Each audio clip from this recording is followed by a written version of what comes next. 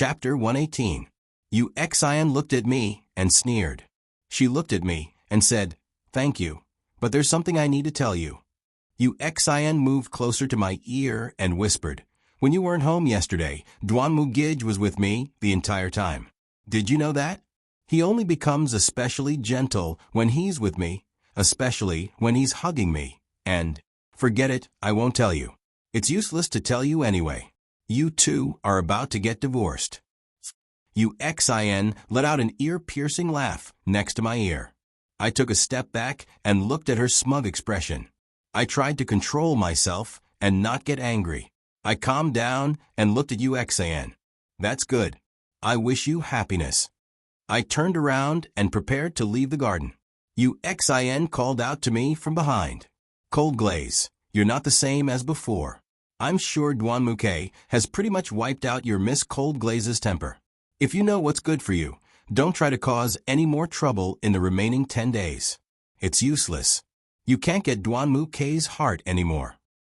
I stopped and turned around to look at Yu Xian. I sneered and said to her, "Duanmu-K doesn't have me in his heart anymore, and I don't have him in my heart anymore. You don't have to worry about it. I won't disturb your future with Duanmu, Quebec." Then I turned around and walked out of the garden. As soon as I left the garden, I saw Suri walking in through the gate. I looked at him and saw that his expression was very serious. When he saw me, he quickly walked in front of me. His serious expression didn't change. I looked at him with a puzzled expression and asked softly, "What's wrong? What's with this expression?" "I just received a call from Xinyao. She told me that Duanmu-K was rough with you again." I immediately rushed over from the Lung residence. "Are you all right?" Suri looked me up and down. When he saw that I didn't have any external injuries, he sighed. "I'm fine. I just talked to him. We'll divorce peacefully. In the remaining 10 days, no one will hurt the other." Suri sighed and looked at me. "That's good. As long as you're fine." Xinyao was crying when she called me. "Did Duanmu-K get rough with her?" She was crying very sadly. "I don't know how she is."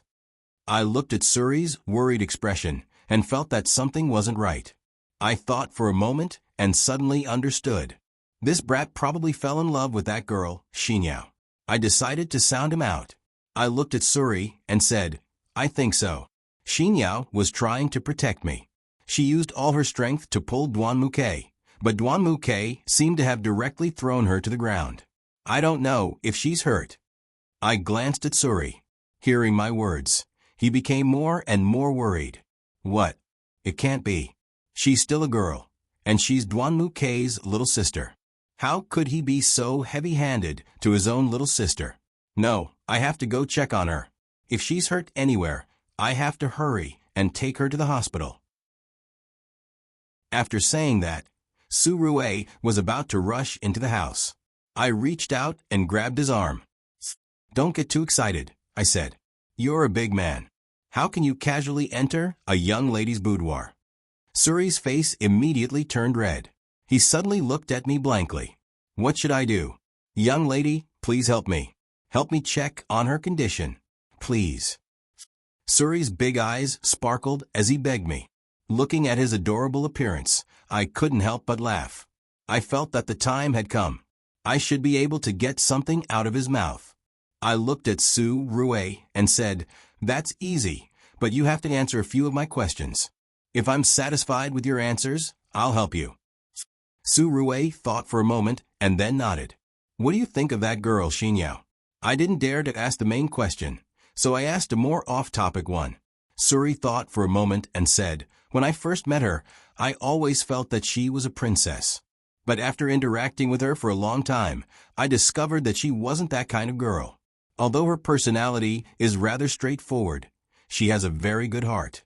When President Duanmu-K's condition had just stabilized in the hospital, she heard that my little sister was also in the same hospital.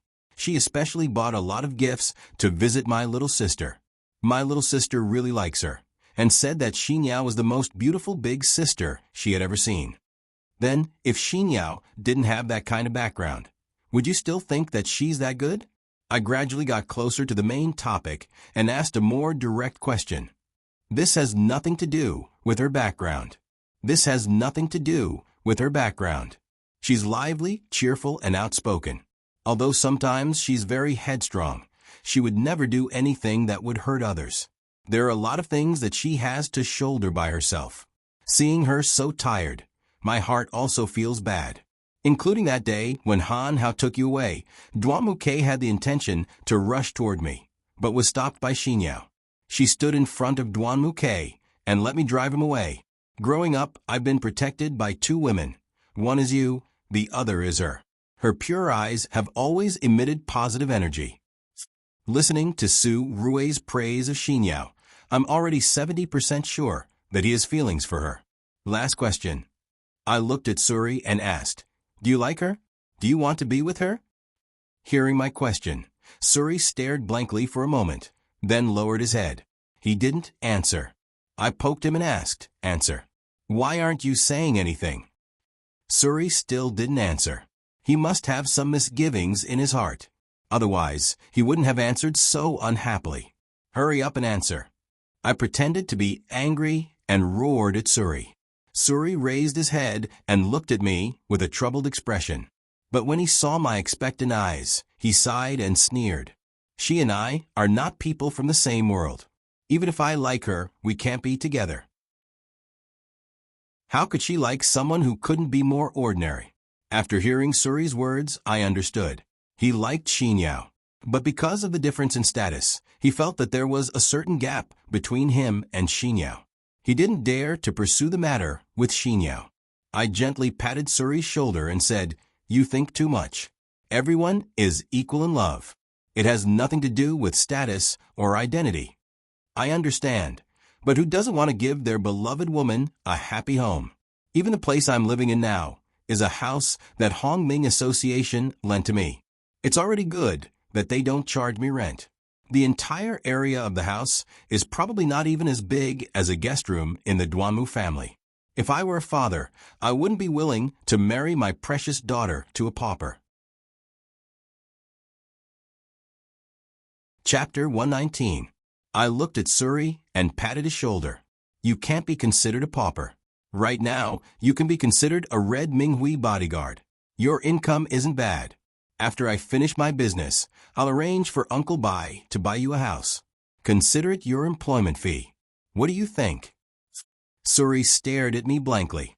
His expression suddenly became very downcast. He looked at me and said, "Thank you, young Mississippi. You've already taken care of me and my sister. I can't accept this condition. Being your bodyguard is also to repay you for taking care of us." Silly. If I give you a house and a car, you can slowly save up money to buy it. It should be very fast.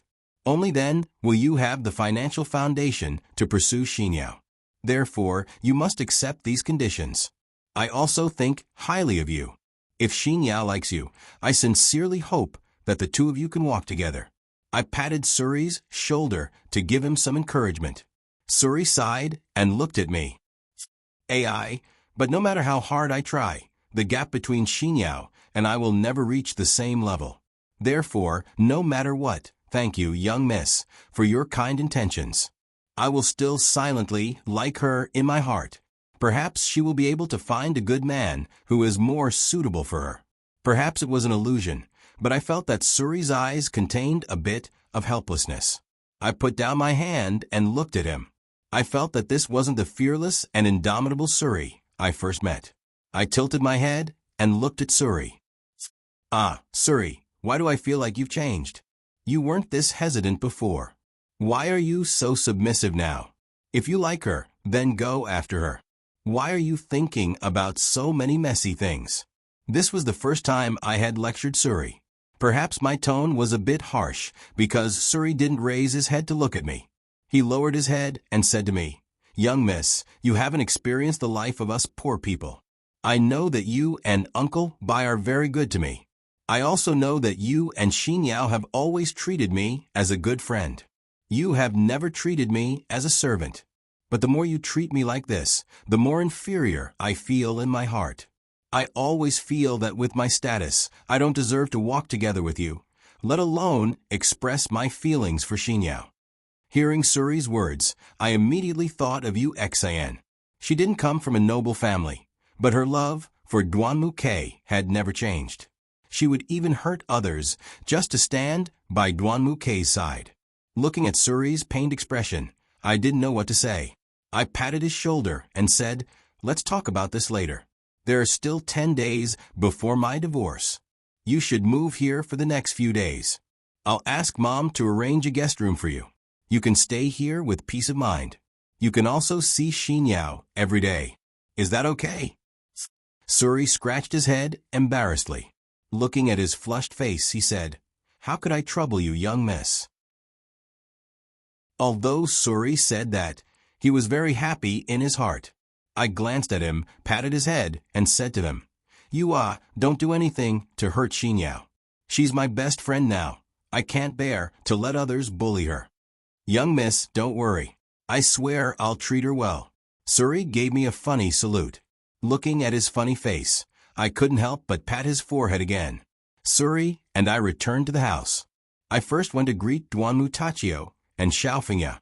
I told them that Suri wanted to stay with the Duanmu family until my divorce with the Duanmu Ke was finalized. They agreed. I called the nanny to help Suri settle down. Then I went upstairs to find Xinyao.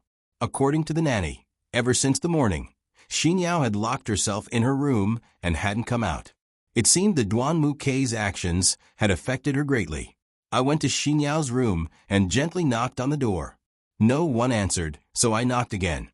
I leaned against the door and heard the sound of someone waking up. Then I heard Xinyao's hoarse voice. "Who is it?" I sighed. Luckily, Xinyao didn't have any accidents.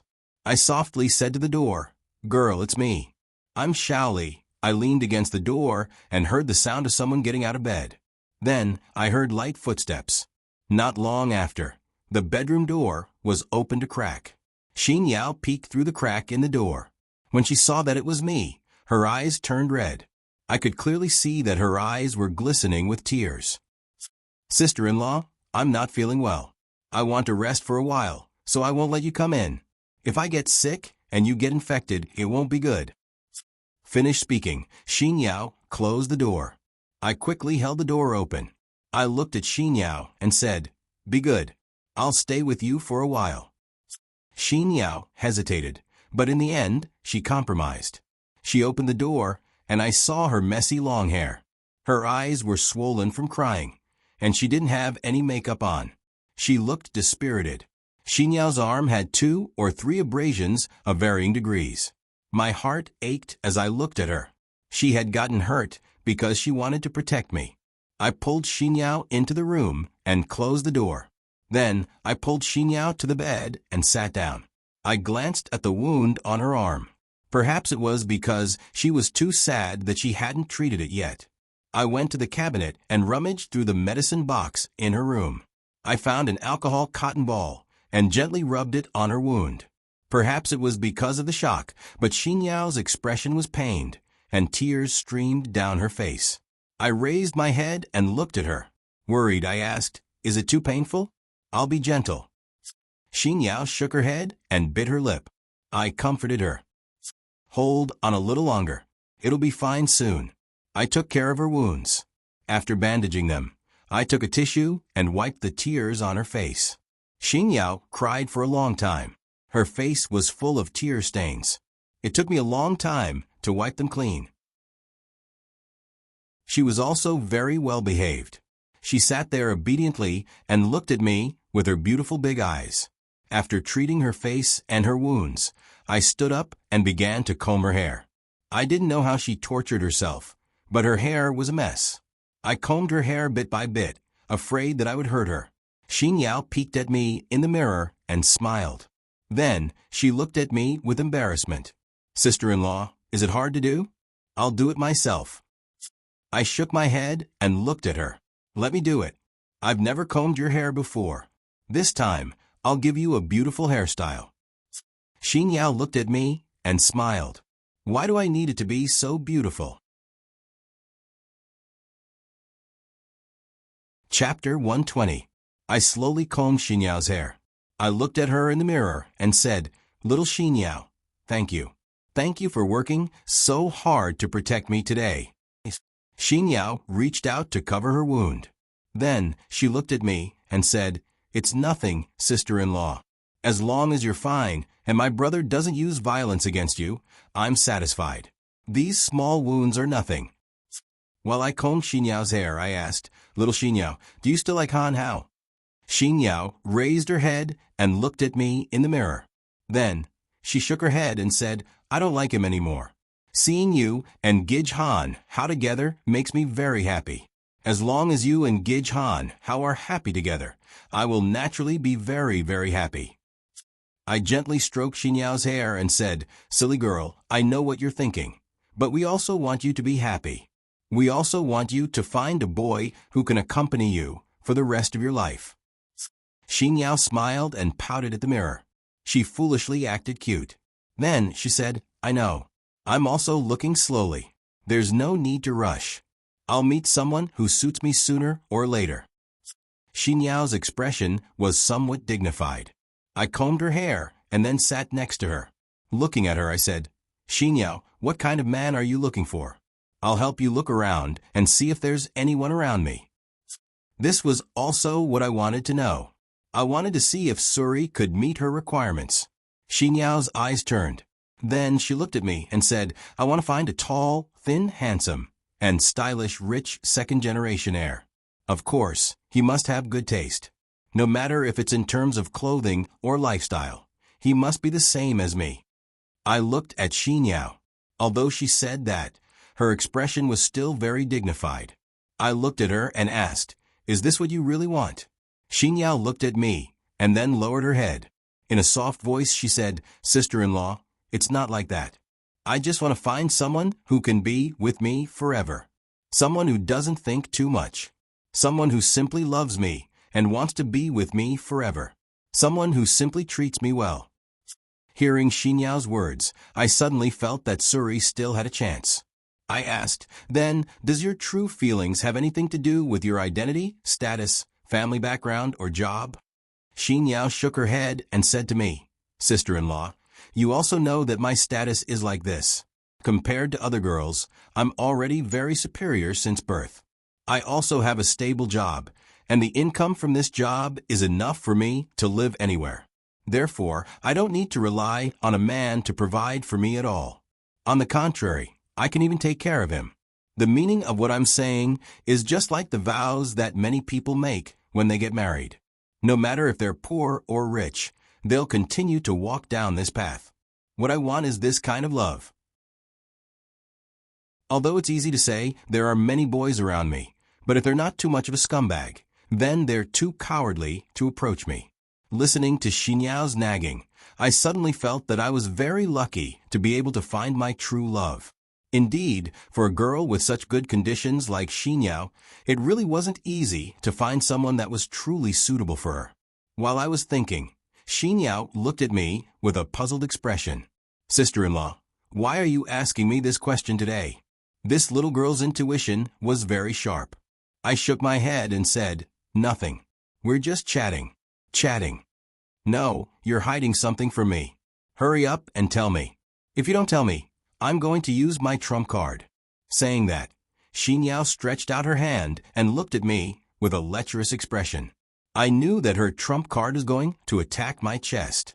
I subconsciously hugged my chest and shook my head. I was wrong.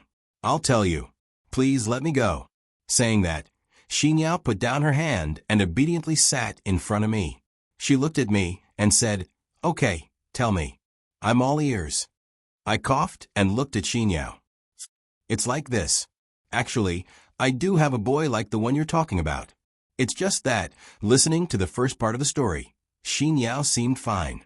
But when she heard it was just that, her expression changed. She looked at me and said, 'Just what?' It's just that he has low self-esteem. He always feels that there's a big gap between you and him. He can't catch up to you. So he dares to love you, but doesn't dare to say anything." I described Suri's current state to Xinyao. Dares to love, but doesn't dare to say anything? Who? Do I know him? How come I don't remember such a person? Xinyao racked her brain, but couldn't think of anything.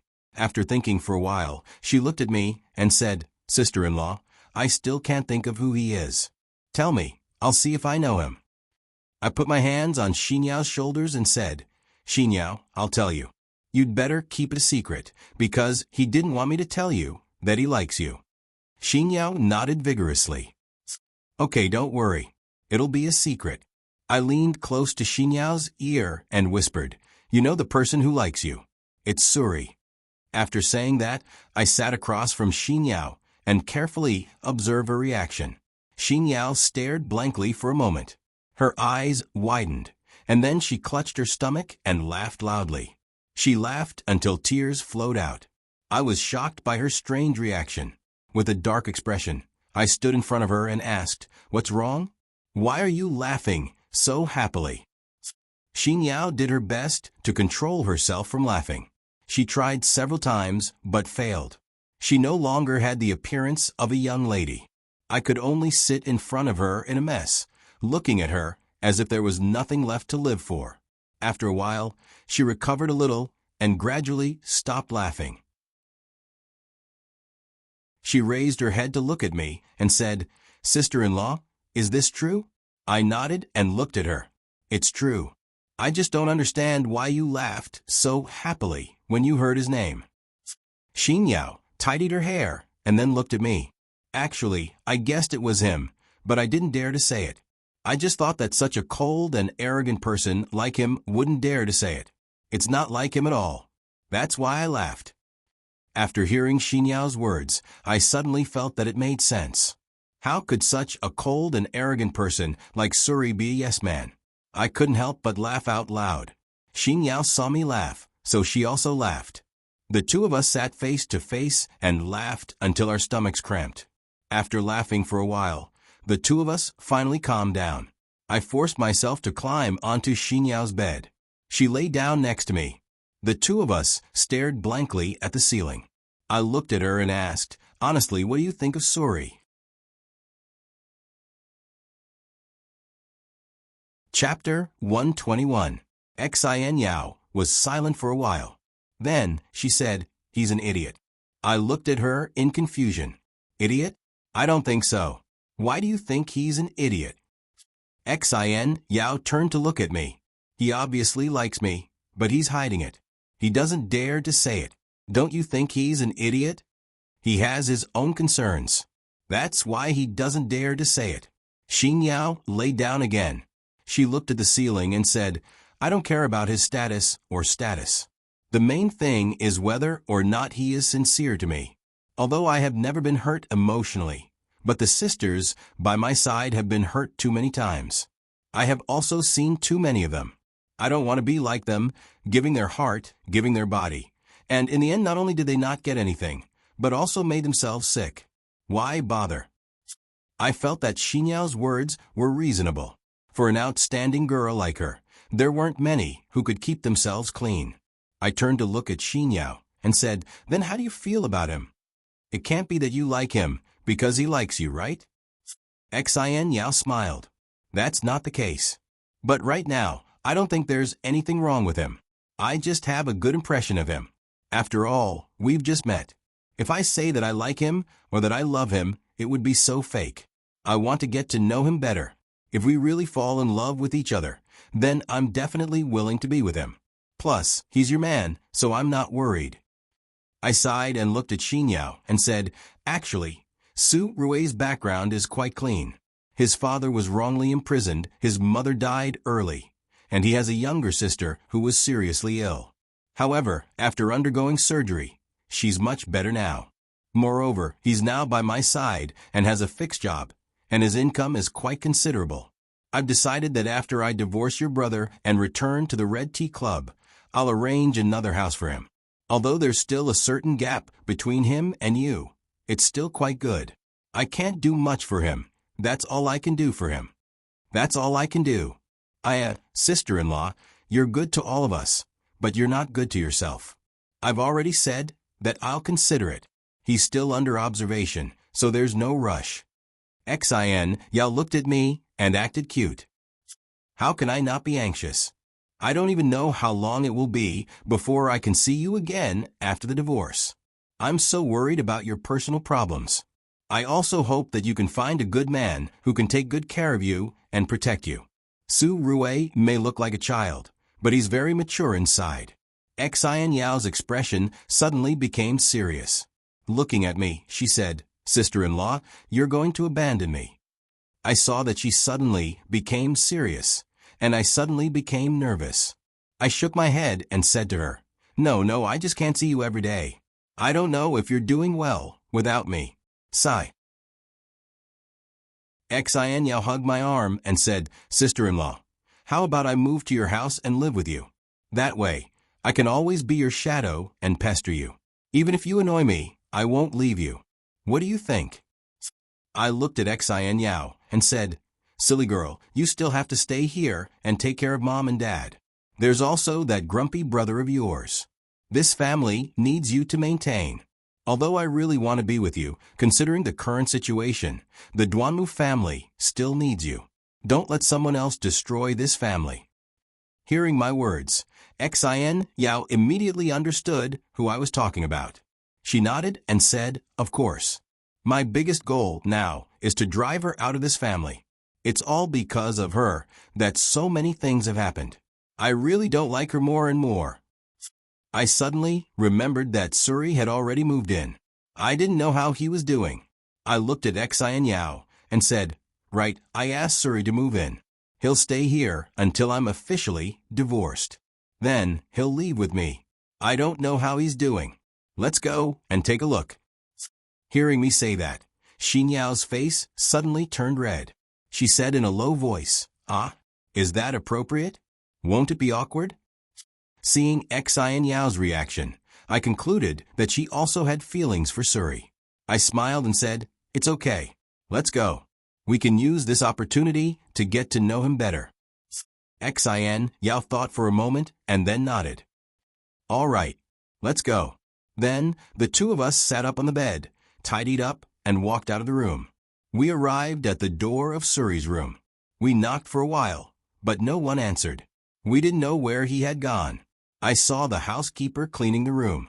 I walked over and asked, "Auntie, did you see the boy living here?" The housekeeper thought for a moment and then nodded. "I saw him. He just came downstairs and bumped into Master. They should be in the study now." "Okay, thank you."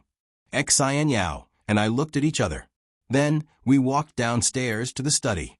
As soon as we arrived at the door of the study, we heard Duanmu Tachio's voice from inside.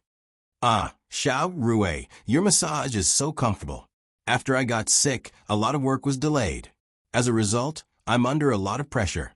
You massaging my shoulders like this really relieves me a lot. You're under a lot of pressure. I've been here to give you massages for the past few days. You've been relieved a lot. If you need anything in the future, you can ask Xian Yao to find me. I'll immediately come and help you." Then Suri's voice came. Duanmu Lixiong laughed out loud and said, "Is that so? That's great. I didn't feel comfortable calling a masseuse outside to give me a massage. K. is busy. Xian Yao's hands aren't strong enough, and I don't want my wife to work too hard for me. This is great. Fortunately, I have you. Otherwise, I would have gotten sick from overwork." "No way. You're still very young, and your body is so good. How could you get sick just like that?" Duanmu Tachio laughed again. "Good boy, I heard that you're pretty good.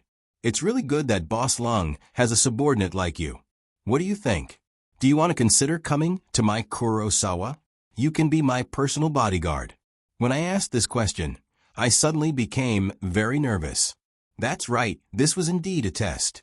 Suri answered, "Thank you, President Duanmu, for your kindness. But right now, I only follow Miss Lung. I also swore that I would never betray her. So, I'm really sorry, President Duanmu." Duanmu Tachio smiled. "It seems that I don't have this good fortune, but I really do love talents. You're such a good subordinate. I really want to take you in."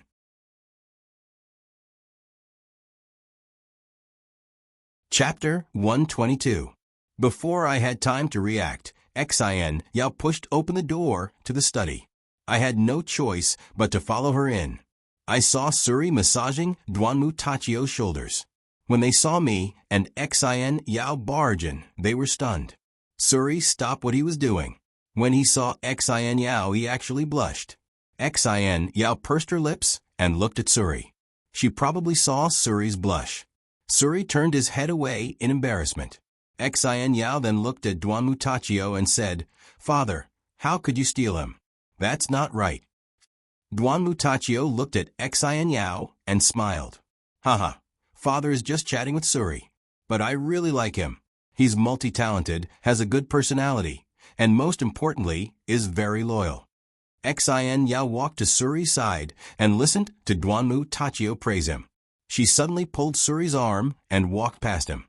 She said to him, "Even if you like him, you can't steal your sister-in-law's man."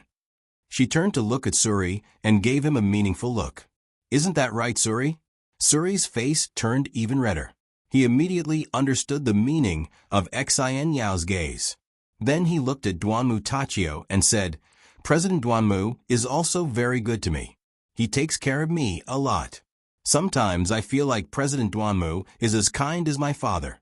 No matter what, I still have to thank President Duanmu for his good intentions. I've decided to follow our family's eldest miss for the rest of my life." Hearing Suri's words, Duanmu Tachio's face bloomed with happiness. He looked at Suri and smiled. "Really? Is he really that kind?" As he said that, Duanmu Tachio touched his face. Xin Yao curled her lips and said, "Father, he just gave you a few compliments, and you're already so happy. You weren't even this happy when my brother and I complimented you before." Duanmu Lixiong smiled and said, "Good daughter, I'm liking Su Rui more and more." Xin Yao's eyes turned as if she had thought of something. She looked at Duanmu Tachio and said proudly, "Father, if you like Suri so much, why don't you help Suri solve a problem? What do you think?" Duanmu Tachio nodded. "That's not a problem. Tell me, what is it?" Xin Yao looked at me and then at Su Rui. She then looked at Duanmu Lixiong and said, "Father, Su Rui's father was framed and sent to prison because of an unjust case. I heard that he didn't have a good time there. Su Rui also has a younger sister who just recovered from a serious illness. The whole family is in tatters. If you really like him, then help him save his father." Hearing Xin Yao's words, Suri and I were stunned. Neither of us had expected that Xin Yao would ask Duanmu Tachio to help her. Suri pulled Xin Yao's arm, hinting that she shouldn't mention it. Xin Yao looked at him and said, "What? Isn't this what you've been worried about?" Xin Yao turned to Duanmu Tachio and said, "Father, although it's difficult to do, it should be a piece of cake for you." From the tone of Xin Yao's voice, it sounded as if she was forcing Duanmu Tachio to help her. I hurried over to Xin Yao's side and whispered into her ear, "Girl, how can you say this to our father? Besides, your attitude isn't right." Xin Yao looked at me, hinting that I shouldn't say anything. Duanmu Tachio thought for a moment, then looked at us and said, "If you know that it's difficult to do, then why do you want me to do it?" Suri looked disappointed. He looked at Xin Yao and said, "President Duanmu's words are reasonable. Xin Yao, please don't mention it again." Xin Yao didn't answer. She looked at Duanmu Tachio and said, "Father, you will definitely do it." "Oh, you're that sure?" Duanmu Tachio looked at Xin Yao in disbelief. Xin Yao walked over to Duanmu Tachio's side and whispered a few words into his ear. Duanmu Tachio suddenly stared at Xin Yao and asked, "Really?" Xin Yao looked at Duanmu Tachio with pride and nodded. Duanmu Tachio thought for a moment, then looked at Suri and said, "This isn't difficult. Tell me what happened." Suri looked at Duanmu Tachio and said, "Here's what happened. My mother passed away when I was young, and my sister and I were raised by my father. He didn't have a degree, so he worked as a hired thug to support the family. Later, my sister's health got worse and worse, and she contracted a serious illness. She needed more and more money, so I dropped out of school and started working as a hired thug with my father. In order to get my sister treated, he started taking on some dangerous jobs, but he always kept it from me. One time, he and a few of his brothers were on a mission. During a scuffle, one of my father's brothers used a knife to stab a person in front of him, seriously injuring him. Because he wasn't careful, he missed a step and fell down. The back of his head hit a nail protruding from a wall, and he died on the spot. The person who injured him with the knife was a relative of the boss at the time. They colluded to frame my father. At the time, the police investigated and found my father's fingerprints on the knife. Although my father denied that he didn't kill him, the evidence and witnesses all pointed to my father. In addition, the police colluded with the boss at the time, so my father was locked up in prison. Duanmu Tachio nodded and thought for a moment. Now that you mention it, I remember. A few years ago, something like this happened here. At the time, it was very fierce, but the public opinion was quickly suppressed. It seems that this person who can control both the black and white sides is not simple. Little Rue, do you remember who that person was? What was his name? Su Rue nodded and said, I don't know what his real name is. I only know his nickname. I won't forget this name even if I die. I only know that the people around him and in society all call him Brother Hay. Who? Black Brother? How could it be him? When Duanmu Tachio heard this name, he instantly became serious. Xin Yao looked at Duanmu Tachio and said, What's wrong, Dad? Do you know him? Duanmu Tachio calmed himself down. He sat in front of the desk and said with a serious face, The rumor is that Black Brother is called Ji-Bai. He was once the most ruthless person in our city's underworld. He had many murders, robberies, smuggling cases, and human trafficking cases. But for some reason, even though he was like this, he still had a way to not get caught. Xin Yao thought for a moment, then said to Duanmu Tachio, Dad, are you close to him? Duanmu Tachio shook his head. No, I've only met him a few times. We're not close.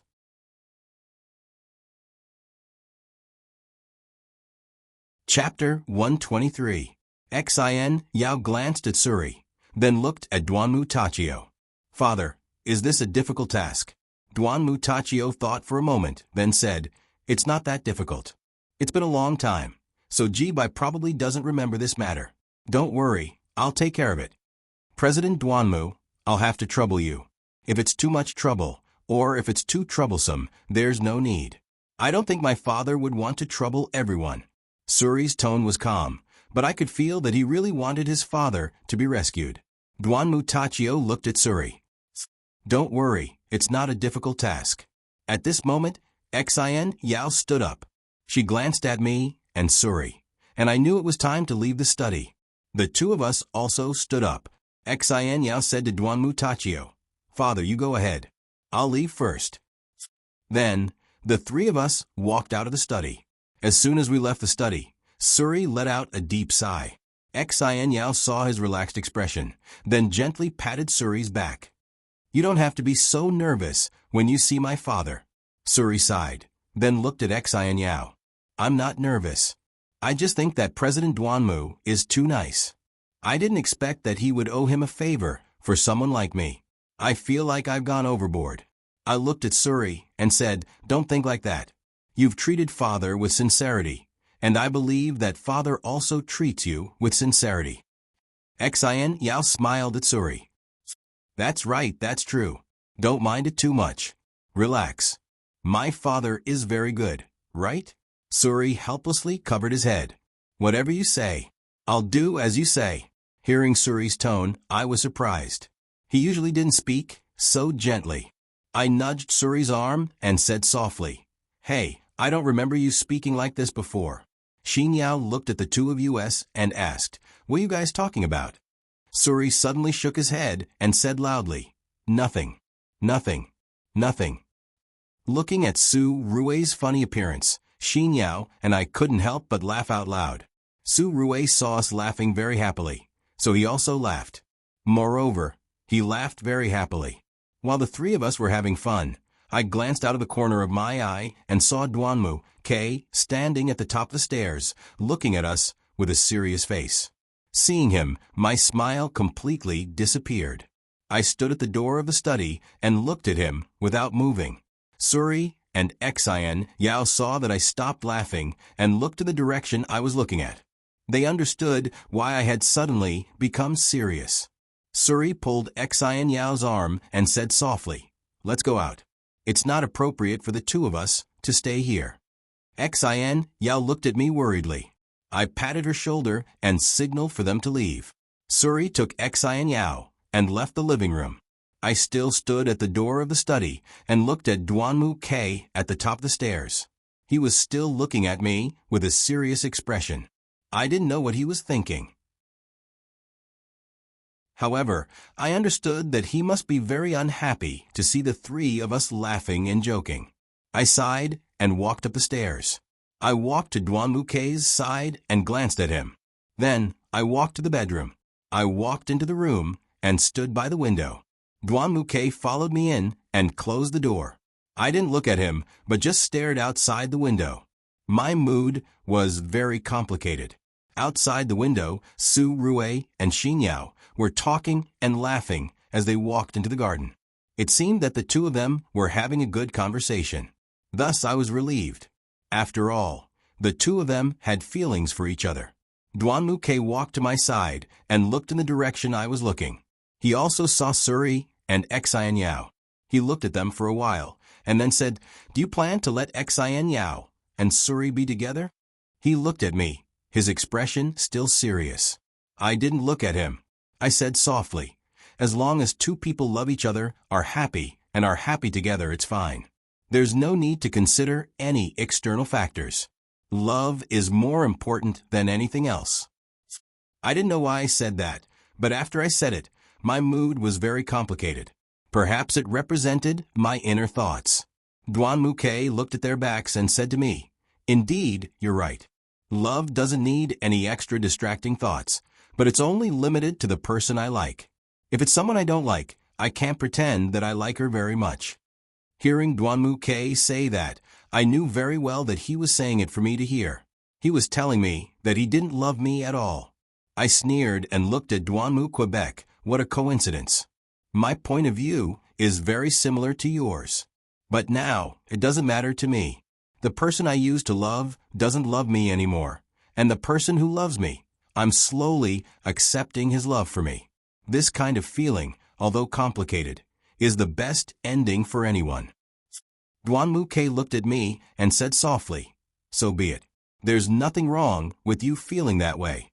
Anyway, there are only 10 days left. I hope you can live the rest of the days comfortably." I turned and glanced at the bedroom I used to live in. I felt very uncomfortable. I looked at Duanmu K and said, "Okay, that's it. I'm leaving." I smiled at Duanmu K and then walked to the bedroom door. Unexpectedly, Duanmu K suddenly grabbed my arm. I didn't understand why he did that. I turned and looked at him. "What's wrong? Let go. It's not suitable for me to stay here." Duanmu K didn't let go of my arm. He looked at me and said, "There are still 10 days left. At least for these 10 days, you will still be my wife. I understand that you are afraid that I will do something dangerous to you, but I promise that I won't do it again." Duanmu K's eyes became very sincere. I let go of his arm and looked at him. I looked at Duanmu K and said, "It's not about that anymore. I have feelings for you. After what you did before, I completely gave up. I didn't know that you would become like this. Of course, I didn't know what you would become in the future.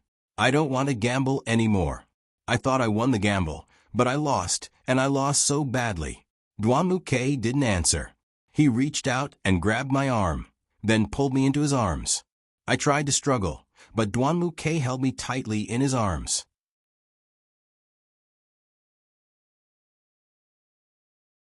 Chapter 124. "Don't move," he said softly. "Let me hold you for a while." Hearing him say that, I stopped struggling and leaned into his arms. Then I stayed still and felt his heartbeat. He held me like that for a while. Then he suddenly lifted me up and put me on the bed. I suddenly felt shy and didn't know what to do. Duanmu K climbed onto the bed and lay next to me. He stared at me without blinking. I didn't know what he was thinking. I thought for a while and asked, "That's not good. Since we decided to get a divorce, I don't want to sleep with you in order to avoid unnecessary trouble. That was one of my thoughts. However, what I was most afraid of was that he would hurt my child. Duan Muke was still looking at me. Just for a while, he said. I didn't know why, but I wasn't used to hearing him speak so calmly. Perhaps if he had been fierce with me, I would have argued with him. But now that he was so calm, I didn't know how to deal with him. Duan Muke held me in his arms and quietly closed his eyes. I looked at his face and felt that it was so familiar. However, he was no longer the one who loved me. I quietly looked at Duan Muke for a while. I guessed that he had fallen asleep. I raised my hand and gently touched his face. Although I said that I didn't have feelings for him, I still couldn't let go of him. My love for him had reached the point where it was unforgettable. I touched Duan Muke's face and looked at him. Why do I still love you so much when you've already treated me like this? What can you do to make me forget you completely? I thought that Duan Muke must have fallen asleep. He didn't answer me. I looked at Duan Muke, tears falling from the corners of my eyes. I said softly, "You don't love me anymore, right? If you loved me, you wouldn't have treated me like this. Or were you just playing along with me from the beginning? Did you never love me?" This thought has been tormenting me for a long time. Ever since you lost your memories, your attitude towards me has really made me wish I was dead. But there's nothing I can do. No matter what you do, I still love you. I sneered and said softly, "Right? I'm very cheap. Sometimes I really don't know what I'm doing." Just as I was caressing Duan Muke's face and talking to myself, Duan Muke suddenly opened his eyes, scaring me. I quickly pulled back my hand that was still caressing his face and tried to break free from his embrace. But I didn't expect that Duan Muke would hug me so tightly that I couldn't escape. My face was burning, and I couldn't look at him directly. Duan Muke looked at me with a serious face. "I'm not paying attention to you, but you're talking very happily." Hearing Duan Muke say that, I really wanted to find a hole to hide in. I tried to break free from his embrace again, but Duan Muke didn't have any intention of letting go. He just lay there and looked at me with a serious face, watching me move around. Duan Muke sighed and then said to me, "All right, don't move." Duan Muke continued, "I couldn't help but do some extreme things to you. Of course, I admit that I did all of this, but it also included the things I did when I lost my rationality, when my temper flared up. However, none of this was my intention. When I found out that I married you because of my parents' arrangement, although I didn't ask, I knew in my heart that we definitely had relations. Moreover, I could see that your feelings for me were very deep, but I did so many things to hurt you. I also knew that I wasn't a good person, but I couldn't fall in love with you. Although there were several times when I fell asleep, I would always dream of you, dream of happy scenes with you. But when I woke up, I found out that these things didn't exist. Of course, I was very disappointed, and your resistance towards me became stronger and stronger. I also couldn't understand what had happened between the two of us in the past, so the conflict grew bigger and bigger. I didn't know why, but when I heard Duan Muke say that, I felt like he was looking for all kinds of excuses for himself. I sneered and softly said, "What's the point of pushing everything away?" I pushed Duan Muke away and lay down in front of him, looking at him. "I'm not pushing the responsibility away, I'm just telling you the truth. The truth is that you don't treat me as a human being. The things you did to me, are those things a husband should do? Yes, we agreed to a peaceful divorce, but what about you? You treat me as if I'm not close to you. One moment you're especially good to me, the next moment you're fierce to me. One moment you're holding me in your arms and lecturing me.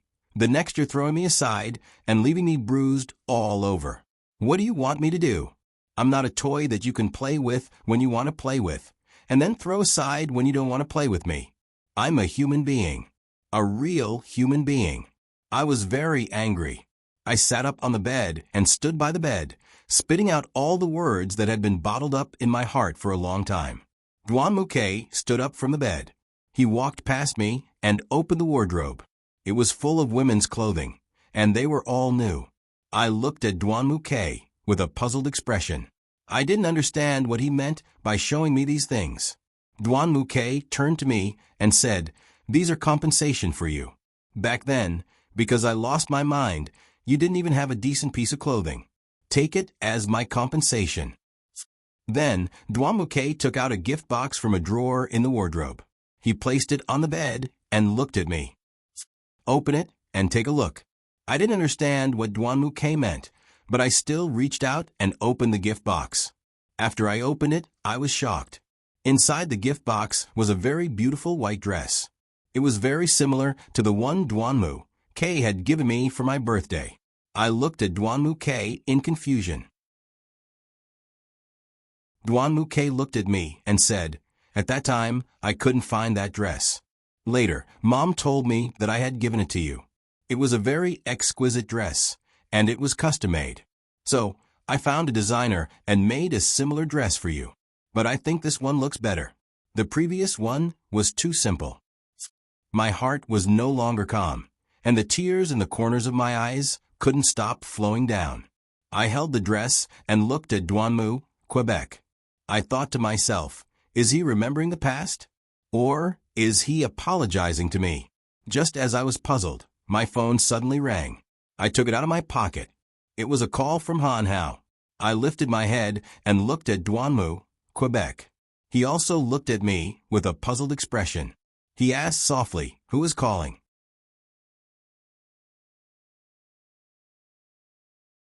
Chapter 125.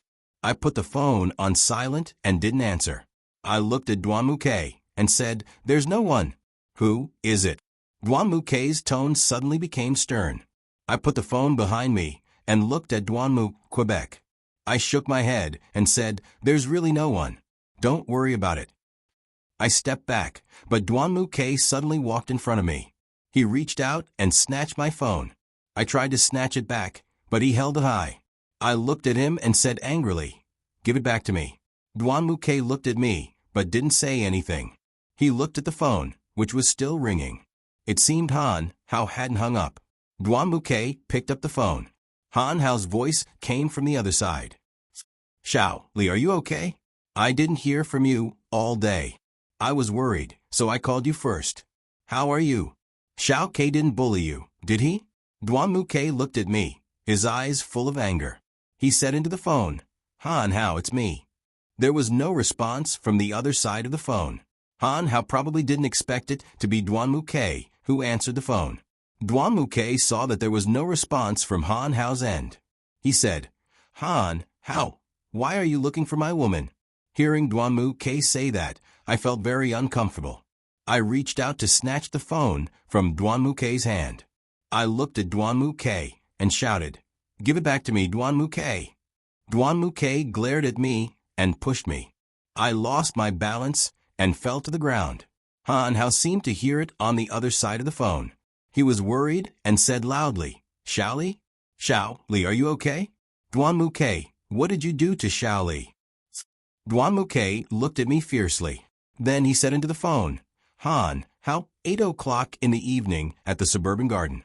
I'll wait for you." Before Han Hao could answer, Duan Muke hung up the phone. He threw the phone in front of me. I picked it up and looked at Duan Mu, Quebec. I asked Duan Muke, "Why did you do that? Why did you ask Han Hao to come out? Are you going to fight? Do you think Han Hao will fight you? You're his good brother." Duan Muke squatted down. He raised my chin and stared at me fiercely. Tears glistened in the corners of my eyes. I wanted to avoid his gaze, but I couldn't escape his evil clutches. Duan Muke's eyes were fixed on me. I couldn't escape. He didn't say a word. He lowered his head and kissed my lips. I panicked. I reached out and pushed Duan Muke away, but Duan Muke held me tightly in his arms. I couldn't move and let him kiss me crazily. Duan Muke gradually slid to my neck. He kissed my neck fiercely. I was in so much pain that I closed my eyes tightly. After a while, Duan Muke finally let go of me. He looked at me with a cold smile, then let go of me. He walked past me, stood at the door, and suddenly stopped. Then he said to me, 7:50, I'll be waiting for you in the living room. You have to come with me. If you don't, Then don't blame me for not warning you if something happens to Han Hao. After saying this, Duanmuke pushed open the door and walked out. I lay on the floor, tears streaming down. I didn't know what I had done. Why did Duanmuke do this? I took out my phone and dialed Han Hao's number. After the call went through, I softly called out Han Hao's name. Han Hao. After calling Han Hao's name, I cried even harder. When Han Hao heard my voice, he worriedly said, "Xiaoli, are you okay? Why are you crying? Don't worry, I'm coming to find you." I shook my head hard and said to Han Hao, "Don't. Han Hao, don't come here. Also, don't go tonight. Promise me, don't go, okay?" Han Hao didn't answer. He was silent again. I was worried. I cried and said, "Han Hao, promise me don't go." After a while, Han Hao said to me, "Silly, I'm fine. Don't worry. Since Duanmuke called me, I can't not go. Don't worry, we won't have a conflict. But Xiaoli, you have to promise me, don't go to the suburban park tonight. Promise me, okay?" I couldn't control my tears. I cried and said to Han Hao, "I don't want to. Han Hao, I don't want to. You can't go. Duanmuke will hurt you. Promise me." Han Hao gently said to me, "Silly, okay. I promise you. Don't cry. It's not convenient for me to go see you today. When tomorrow is over, I'll go see you. Be good, I miss you." Hearing Han Hao's gentle voice, my mood improved a lot. I hung up the phone and stood up. Even Han Hao was so optimistic. How could I be so negative? However, I still had to go with the Duanmu, Quebec. No matter what the Duanmuke did to Han Hao, I had to do my best to help Han Hao fight against the Duanmu, Quebec. Thinking about it, I still decided to keep this matter a secret from everyone. If too many people knew about this, it wouldn't be a good thing. I tidied up my clothes, pushed open the door, and walked out. Coincidentally, I bumped into Xin Yao holding Su Rui's arm. They were talking and laughing as they walked up from downstairs. When we bumped into each other, both of them froze when they saw me. Xin Yao quickly let go of Su Rui's arm. Their eyes wandered and their faces turned red.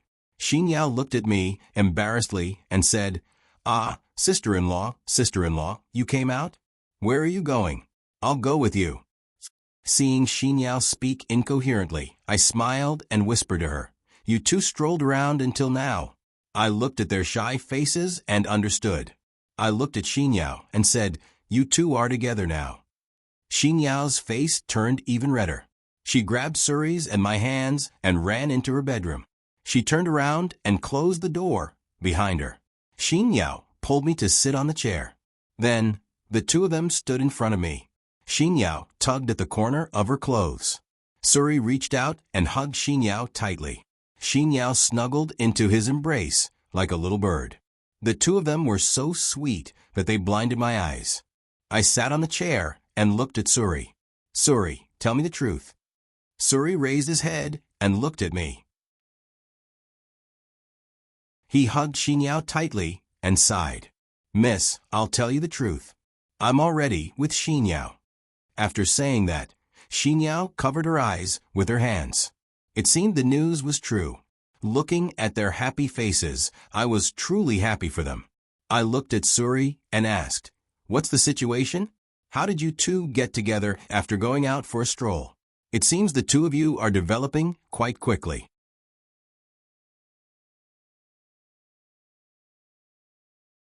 Chapter 126. Su Rui scratched his head and said to me, after we went out, I saw that Xin Yao was unhappy. I asked her what happened, but she didn't say anything at first. Later, we talked about our past relationship and our attitude towards relationships. At that time, my heart was in a mess, but I felt very sorry for her. I felt that she had suffered a lot in the past, so I really wanted to protect her. Then, I don't know why, but I couldn't hold back and told her all my thoughts. I turned my head to look at Xin Yao and said, "And then? Did the girl just agree?" Xin Yao put down her hands and pouted. "Sister-in-law, don't ask. I'm so shy." Xin Yao's face turned even redder. She looked very cute. Suri continued, and then Xin Yao threw herself into my arms. I was so scared that I didn't know what to do. I held her in my arms, and then Xinyao started crying. I didn't know why she was crying, but my heart ached for her. Xinyao told me what she was thinking, and then what? I asked. Suri's face turned even redder. And then I kissed Xinyao. Xinyao pouted. That was my first kiss. Suri looked at Xinyao. That was my first kiss too. I couldn't help but laugh at their display of affection. I looked at Suri and Xinyao.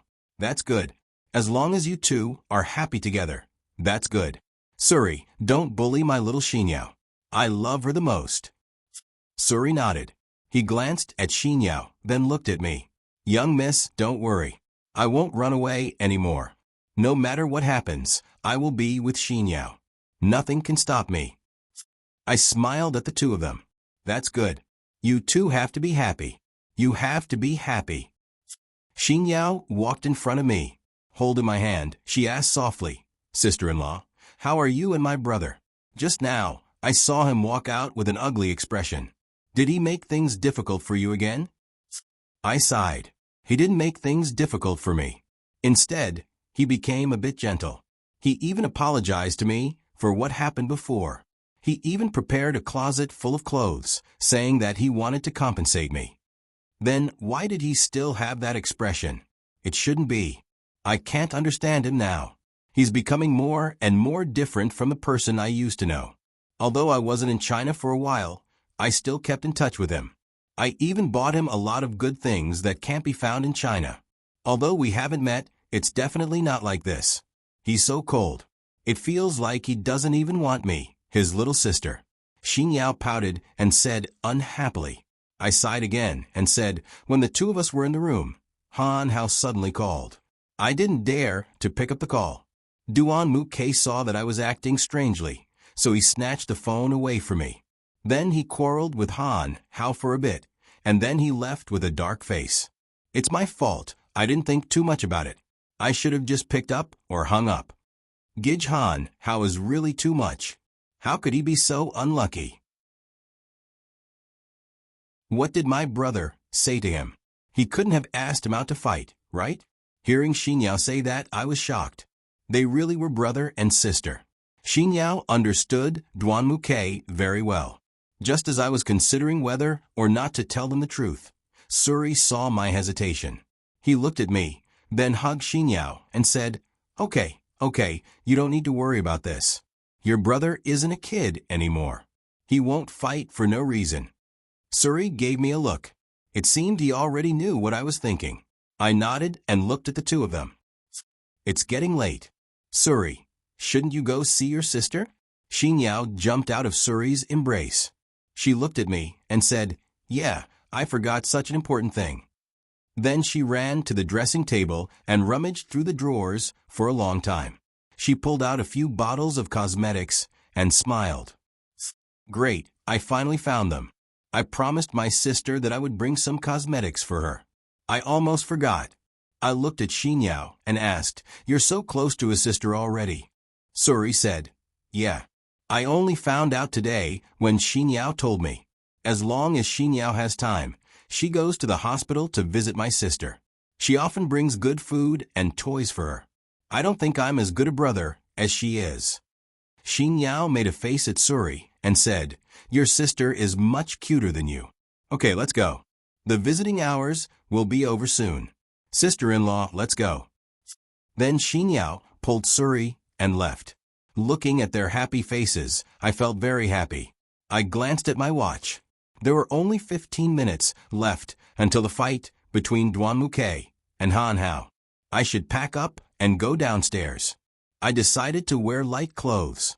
If the Duan Muke and Han Hao really fought, it would be easier for me to stop them. I walked out of Xinyao's room and returned to my own. As expected, Duan Muke wasn't there. I opened the wardrobe and looked at the wardrobe full of clothes. My heart didn't feel good. I took out a set of sportswear and put it on.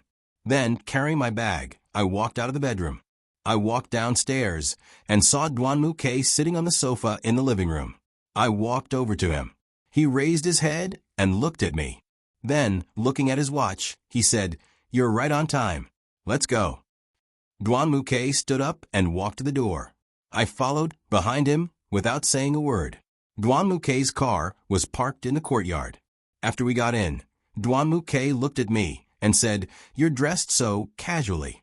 Are you going to help me fight Han Hao? Or are you going to help Han Hao fight me?" I turned my head and looked at Duanmu, Quebec. "You're overthinking it. I just think it's appropriate to go to the park dressed like this." Duanmu K suddenly put his face in front of mine. I was so scared that I leaned back against the seat and stared into his eyes. Duanmu K looked at me and said, "Cold glaze, don't overthink it. I'm just talking to my brother. I called you to be a witness, so you won't say that I hurt your beloved." Hearing Duanmu K say that, my feelings were complicated. I felt like I'd been caught red-handed in bed. Could it be that Duanmu K was jealous? I looked at Duanmu K and sneered. "Could it be that you're doing this because you're jealous?" Duanmu K's expression suddenly became very strange. He moved away from my face and sat in the driver's seat. He calmed down for a while, then started the car. "Let's go," he said softly.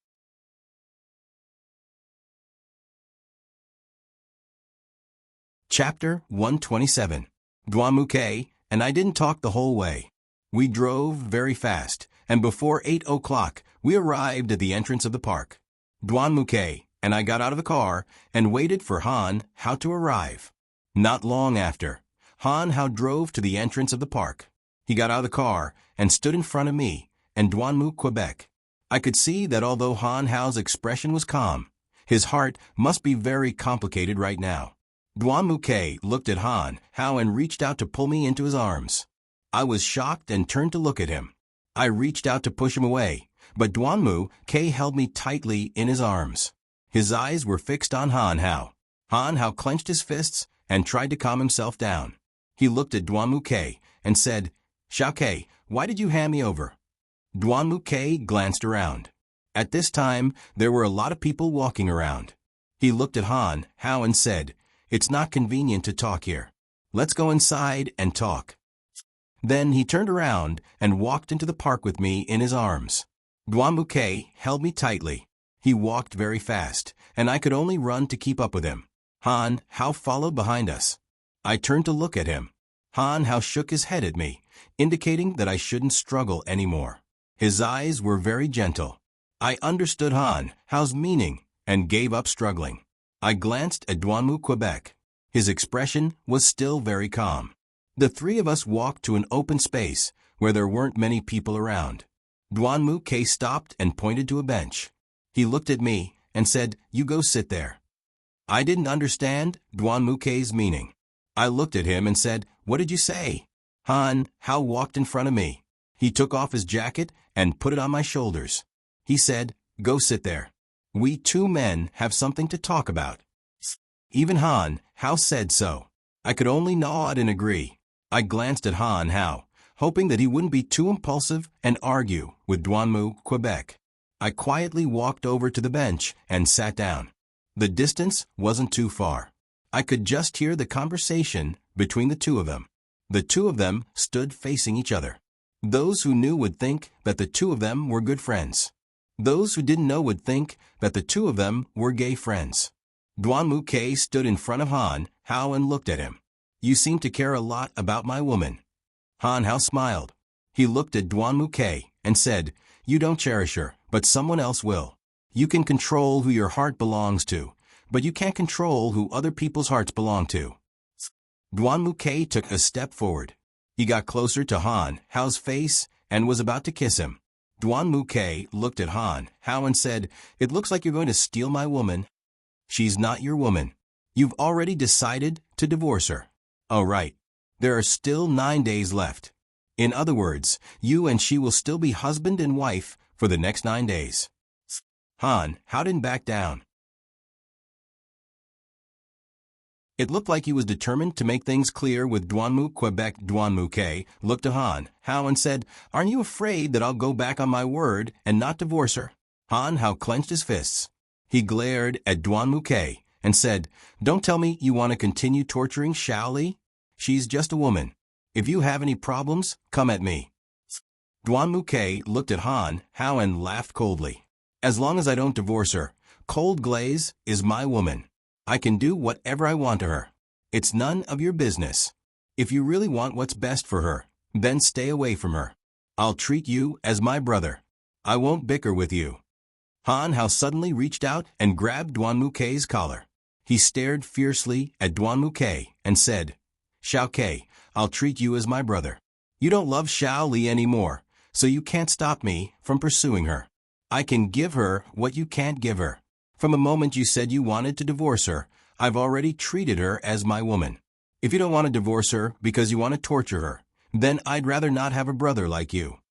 Han Hao's words might have angered Duanmu Quebec. Duanmu Ke reached out and punched Han Hao in the face. Han Hao loosened his grip on Duanmu Ke's collar and staggered back 2 steps. Blood trickled out of the corner of Han Hao's mouth. He turned his head and looked at Duanmu Quebec. He threw himself at Duanmu Ke, and the 2 of them began to wrestle. I was scared by the 2 of them.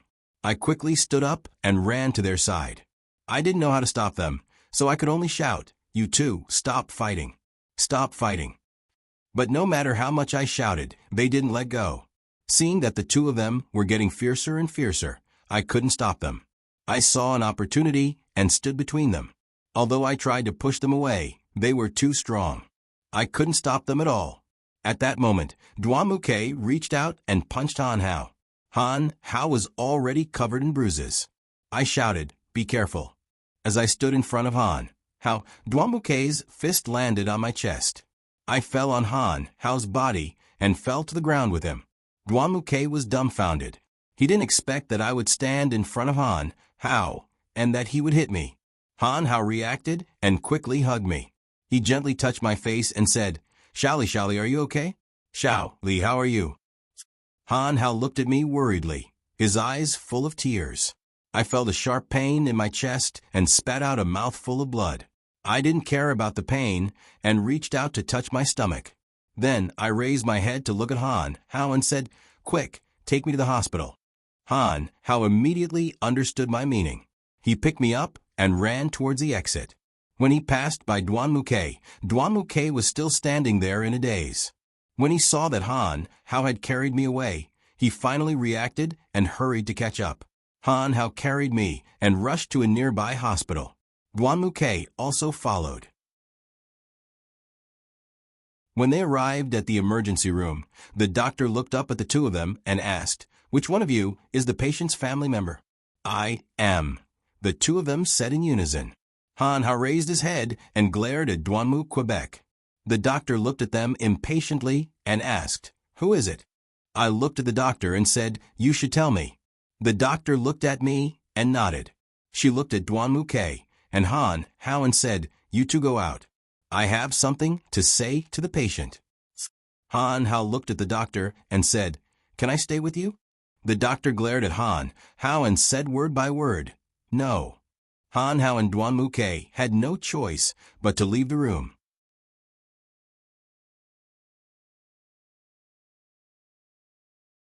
Chapter 128. After they left, I looked at the doctor and asked, Doctor, is there something wrong with me? Or is there something wrong with my baby? The doctor looked at me unhappily and said, You know you're pregnant? How can young people be so crazy? Not only do you not care about yourself, but you don't even care about your baby. Are you still a parent? After listening to the doctor's lecture, I couldn't say anything.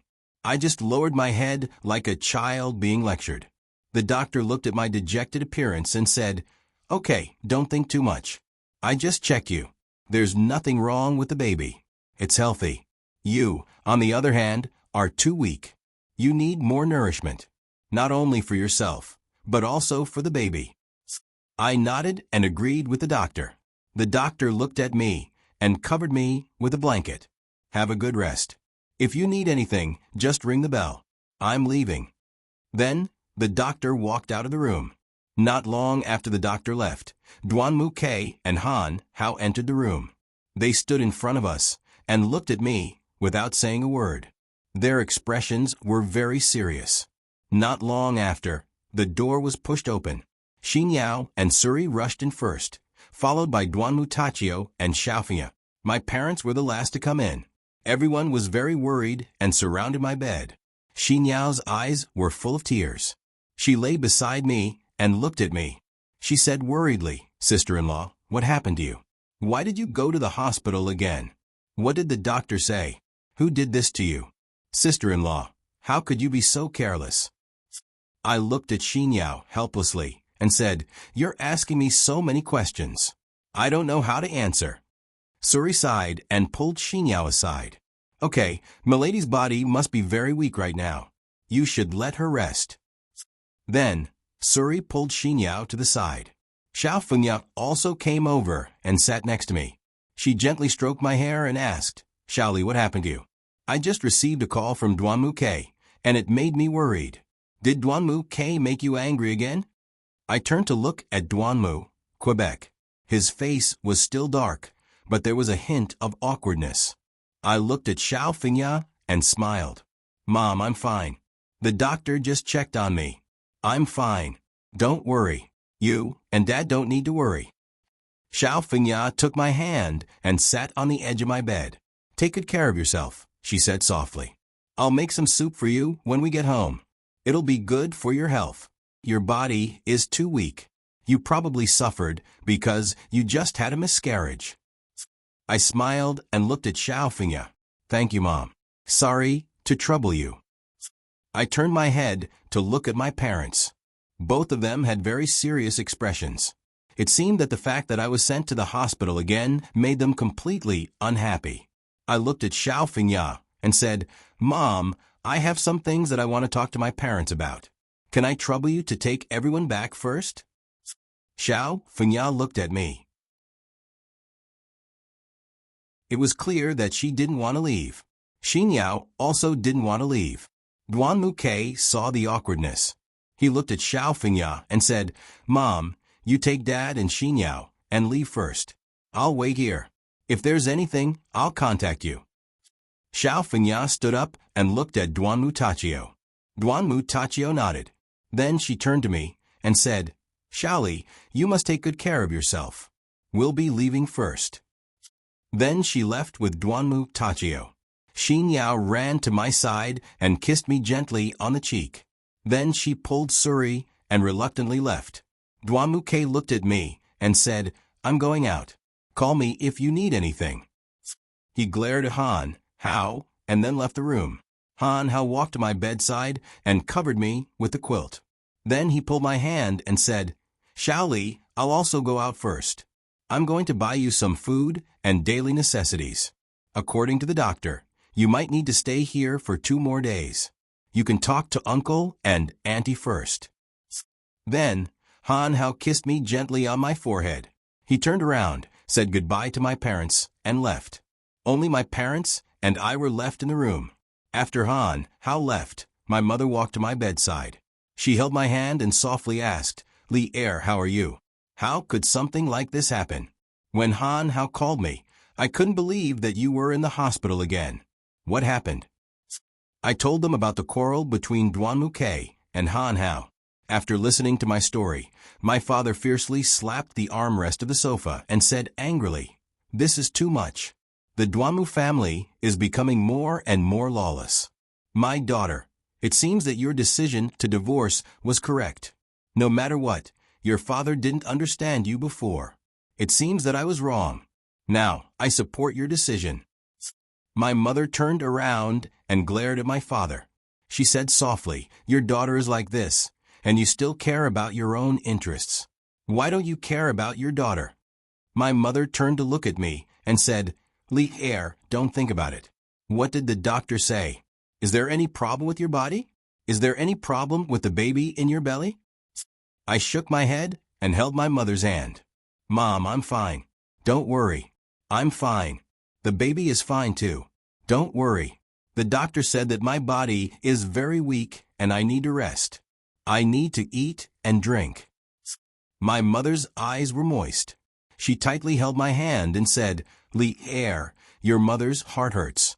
I didn't think that you would suffer so many grievances in the Duanmu family. Your father and I both feel sorry for you. It will take a few more days for you to escape from this abyss of suffering. But these few days are enough to make my heart ache. Mom, it's okay. Don't worry. I'm fine. I'll be fine in a few more days. Seeing my mother cry, my heart also felt very uncomfortable. My mother wiped her eyes and looked at me. By the way, Lier, I just saw Han Hao's behavior towards you. It didn't seem as simple as an ordinary friend. Could it be that you two are already together? I didn't dare to look at my mother. My eyes drifted. I didn't know how to tell her. My mother sighed. She held my hand and said, Lier, Han Hao is a good child. But you confirmed your relationship with him so early. Does Duanmu know? Did all these things happen today because he knows you two are together? I gently nodded and looked at my mother. He already knows. I don't know what he was thinking. He suddenly asked Han Hao out to fight. I couldn't stop him no matter how hard I tried. I didn't expect that when the two of them fought, the one who got hurt was me.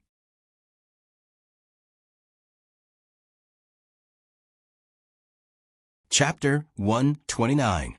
My mother sighed. Isn't it too early for him to know about this?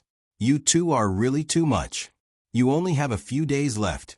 Why can't you wait any longer? At this time, my father glared at me.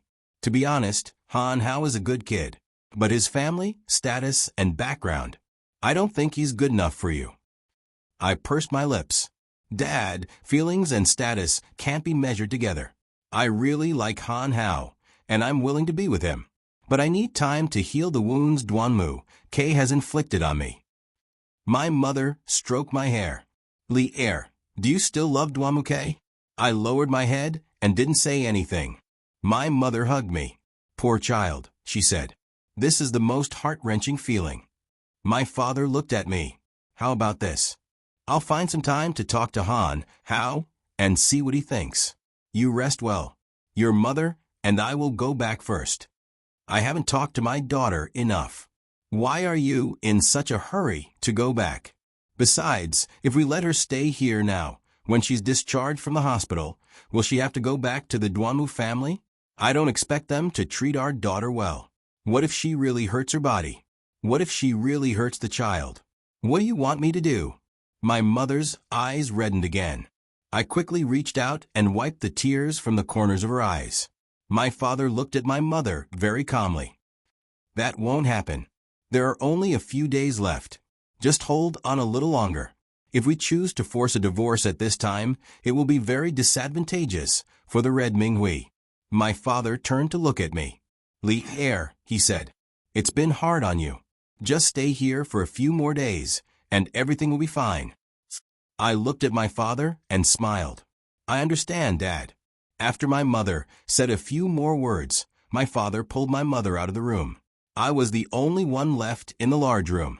I lay on the bed, the wound on my chest still aching. I couldn't take it anymore. I turned over and reached for the glass on the bedside table. But just as I was about to reach for it, a hand reached out and held the glass in front of me. I looked up. It was none other than Duanmu, Quebec. I reached out and took the glass. He held my shoulder and propped up my pillow, making it easier for me to lean against the headboard. I took a sip of water and looked at Duanmu, Quebec. Thank you, I said. Duanmu reached for a chair and sat on the bedside table. He didn't say anything, but just stared at me. Duanmu looked at me with a gentle gaze. I was getting more and more confused about what he was thinking. Seeing that he didn't intend to speak, I had no choice but to break the awkward silence. I looked at Duanmu and asked, why did you come back? Duanmu still didn't answer. He looked at my face, then shifted his gaze downwards. He stared at the spot on my chest where he'd hit me. I blushed instantly. I was too embarrassed to ask, so I turned my head away to avoid looking at him. Duanmu suddenly reached out and unbuttoned my shirt. My breasts were exposed in front of Duanmu, Quebec. He stared at my breasts. I quickly covered them and glared at him. What are you doing? He didn't say anything. He stood up, grabbed my hand, and moved my arm away. He continued to stare at my chest with great pleasure. I struggled with all my might, but he held my hand tightly. My face flushed red, and I shouted at Duanmuke, "What are you doing?" Duanmuke looked at me and let go of my hand. I quickly buttoned up my shirt. I stared at Duanmuke, and he stared back at me. Duanmuke pointed at my chest and said, "It hurts, doesn't it? It's bruised." I was stunned. Duanmuke had unbuttoned my shirt to see where he'd hit me. I calmed down a little. Still clutching my chest, I said to Duanmuke, "It's okay. It doesn't hurt anymore. The doctor said that I can be discharged in 2 days." I glanced at him and turned my head away. "It's one step closer to the date of your divorce. You won't be upset when you see me." Duanmuke looked at me. He lowered his voice and said, "I suddenly made a decision. I don't want a divorce anymore. As long as I give up on the divorce before the deadline, you will still be my wife." Hearing Duanmuke say that, I was shocked. I looked at Duanmuke and asked, "You can't take back what you've said. Are you treating our relationship as a joke? When I didn't want to give up on you, you chose to give up on me. When I gave up on you, you came to pester me. What do you mean? I've told you before. I'm not a toy." Duanmuke stood up and supported himself on the edge of my bed. His face gradually came closer to mine. I stepped back, and he came closer. When he was about to touch my face, Duanmuke reached out and held my chin. He looked at me and said, "Don't think that I don't want to divorce you, because I have feelings for you. It's because I don't want you to be with Han Hao. Instead of wishing you happiness, I'd rather break you up." Hearing Duanmuke say that, I was angry. I reached out and slapped him, but I didn't use too much strength. Perhaps it was because my body was too weak. Duanmuke looked at me and sneered. He looked at me and said, "Cold glaze, I don't want anyone else to have what I can't have. I also won't let anyone else have what I don't want." I pushed Duanmuke, but because my body was too weak, my forehead started to sweat. My face was pale, and I collapsed on the bed. Duanmuke saw that something was wrong with me, so he quickly put me down. He ran out of the room and shouted for the doctor. Not long after, the doctor came. It was the same doctor who had treated me at the beginning. She glared at me and gave me a simple checkup. Then she looked at me and said meaningfully, "Good, it's nothing serious." She turned and looked at Duanmuke, who was standing to the side, and said loudly, "The patient's body is too weak. She needs to rest. Don't do anything to agitate the patient. Give the patient enough time to rest." Then she glared at Duanmuke and left with the nurse. Duanmuke stood there and looked at me with a serious expression. It seemed that my sudden situation had frightened him. He stood to the side without saying a word. Although he looked calm, he was probably very conflicted inside. I looked at him standing there like a block of wood. I sighed and looked at him, saying, "You should go back. It's getting late and I'm tired. I want to rest for a while."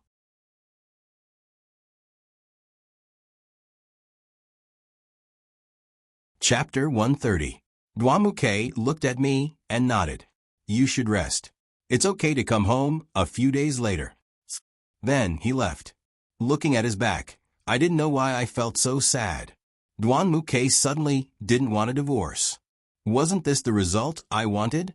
If he didn't want a divorce, would I still love him as before? But why did he suddenly appear in my life when I was ready to let go? Did he just want to torment me? Unconsciously, I fell asleep. I didn't know how long I had slept, but I smelled the fragrance of chicken soup. I sniffed it, and it smelled real. It didn't feel like a dream. I opened my eyes and saw Han Hao sitting next to me. He was fiddling with 2 or 3 thermal lunch boxes on the table. I sat up on the bed, rubbed my eyes, and looked at him with a sleepy face. When Han Hao saw that I had woken up, he gently touched my face and kissed my forehead. He smiled and asked me, "You're awake. Did you sleep well? I saw that you were sleeping very soundly, so I didn't dare to disturb you." I rubbed my eyes and looked at Han Hao. "How long have you been here? Why didn't you wake me up?" Han Hao gently stroked my hair.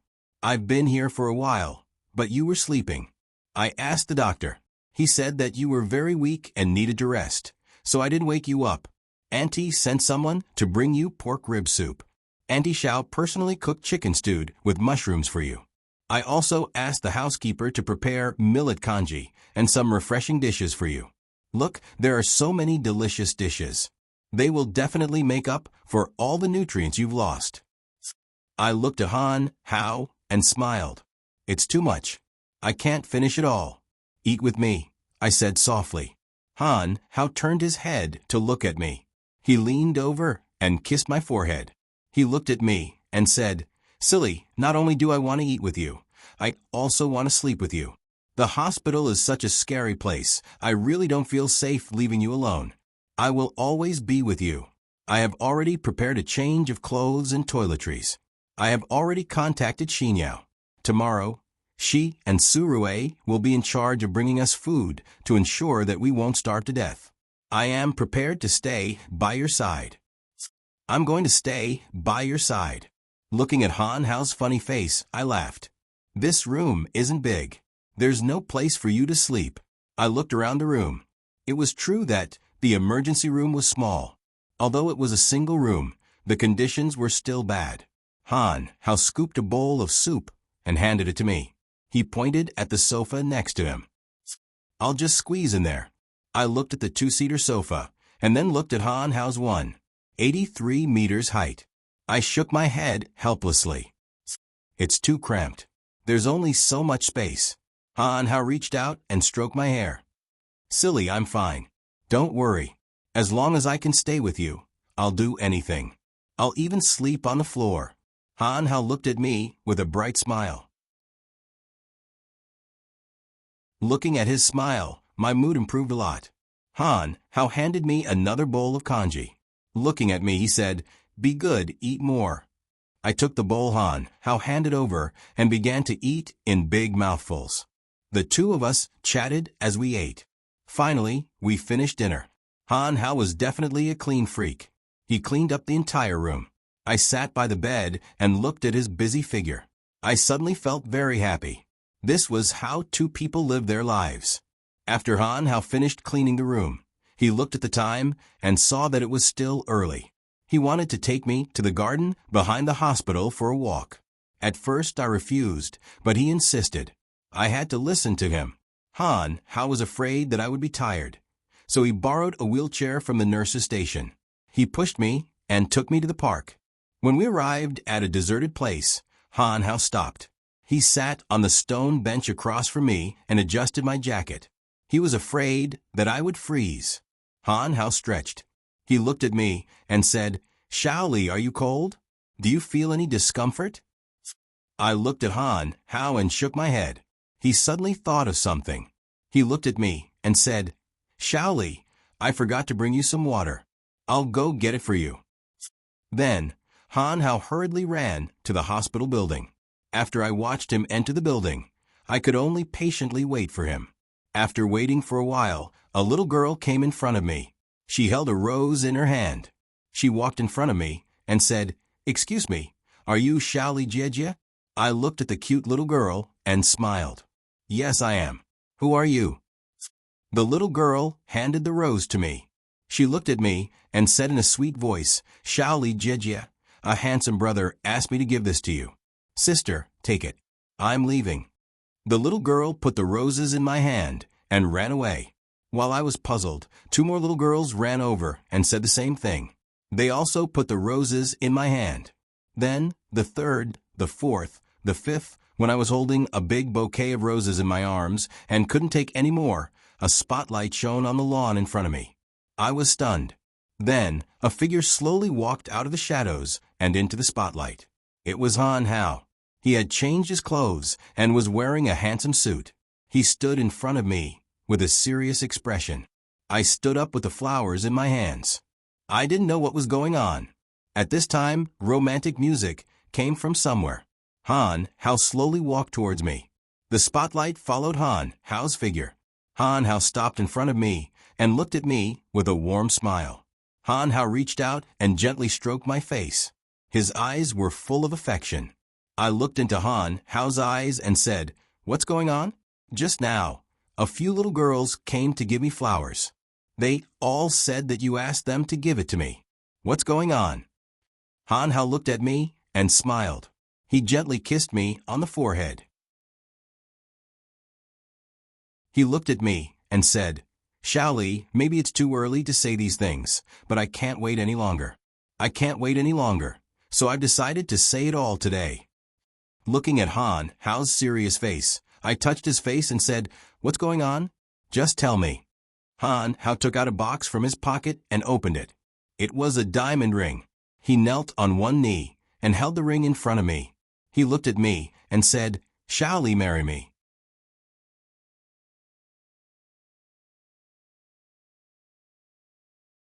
Chapter 131. I looked at Han Hao in shock. I didn't know if I should accept him or not. Han Hao saw my hesitation. Still kneeling on one knee, he looked at me and said, Xiaoli, I know it's still too early. I also know that you're still Duanmukei's wife, but I've fallen deeply in love with you. It's getting harder and harder for me to leave you. I know that if I propose to you now, you'll definitely have some misgivings. But please believe me, I'll definitely be by your side until the day you're truly willing to marry me. Han Hao looked at me with gentle eyes. Looking at him, I couldn't stop my tears from flowing. I looked at him and reached out to take the ring from his hand. Then I held him up. I looked at Han Hao and said, Thank you for loving me without holding back. I also feel your love for me. I can't promise you anything now, but I'll definitely be with you. I reached out to touch his face. Silly, I said softly. It must have cost a lot to make such a big scene. Han Hao's face instantly turned red. He smiled and looked at me. No, after my friends heard about our relationship, they were very supportive. They said they wanted to help me plan a proposal. I originally wanted to refuse. I know you don't like these hypocritical things, but they insisted. I couldn't refuse. I didn't expect you to really accept. I looked at Han Hao with a smile and said, Hypocritical? I think it's not bad. I reached out to Han Hao and looked at him. Put it on for me. Han Hao was stunned. He took out the ring and put it on my finger. The size was just right. I looked at it carefully and asked, How did you know what size I'm wearing? This is too perfect. Han Hao looked at me and said, If I tell you, you can't hit me. Looking at his sincere expression, I smiled and nodded. Han Hao said softly, When you were asleep, I took the ring you always wore. I asked the shop assistant to help me choose according to the size of the ring. There just happened to be a suitable one. I thought the design was pretty good, so I ordered it. Han Hao pursed his lips. It definitely can't compare to the wedding ring Duanmukei gave you. You wouldn't dislike it, would you? I looked at Han Hao and smiled. I threw myself into his arms and hugged his neck tightly. No, I like it very much. You know me very well.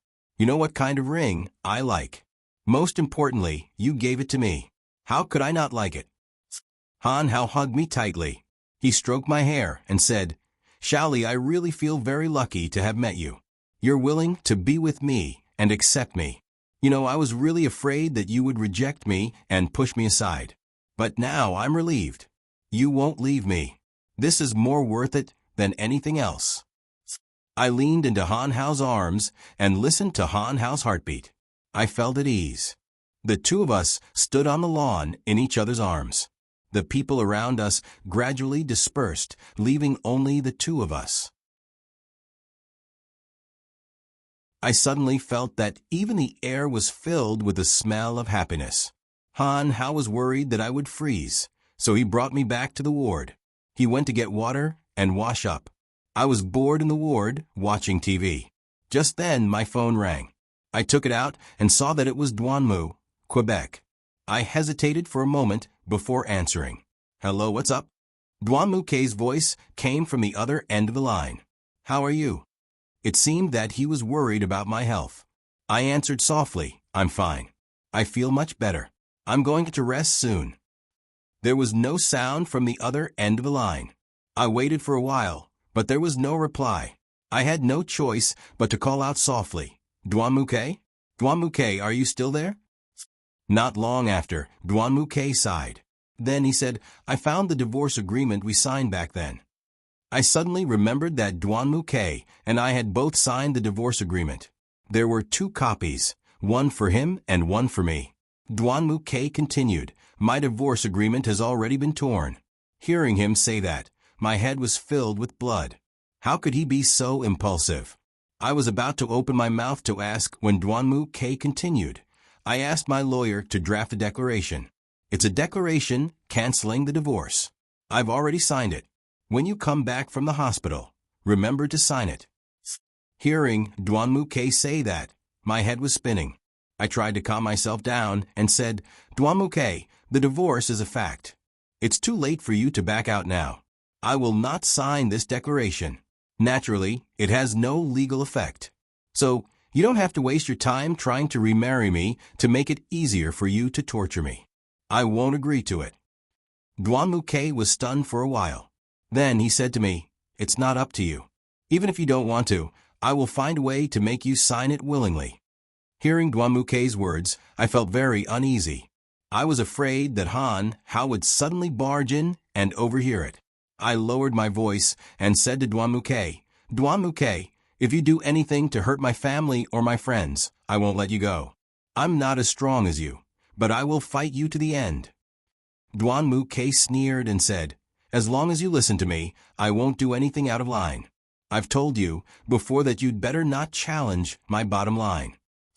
Then Duan-Mu-Ke hung up the phone. Hearing the busy tone, I clenched my fists in anger. I hadn't expected him to be so unreasonable. At this moment, Han Hao walked in. He looked at my serious face and walked to my side. He touched my face and said, what's wrong? Your face is red, and your expression is so serious. Did something happen? I didn't say anything and just shook my head. Han Hao looked at the phone in my hand and understood. He held me in his arms and whispered, did Duan-Mu-Ke call and say something to make you unhappy? Don't think about it. Your health is the most important thing. If you keep getting angry, you're already weak. You'll get angry. I lifted my head from Han Hao's arms and looked at him. I sighed. I thought it would be better not to tell him that Duan-Mu-Ke wanted to remarry. He had just proposed to me.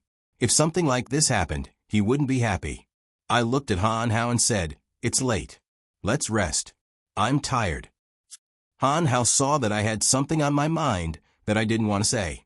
He nodded and said, whatever. Don't be angry. Your health is the most important thing right now.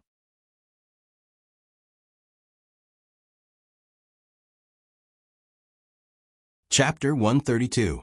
I leaned against Han Hao's chest and felt at ease. Han Hao kissed me on the forehead. He laid me down and gently covered me with the blanket. He held my hand. I could see that he didn't look sleepy at all. He looked at me and said, it's late. Go to sleep. Don't worry, I'll be here with you. Go to sleep. I nodded gently and closed my eyes. But I didn't fall asleep.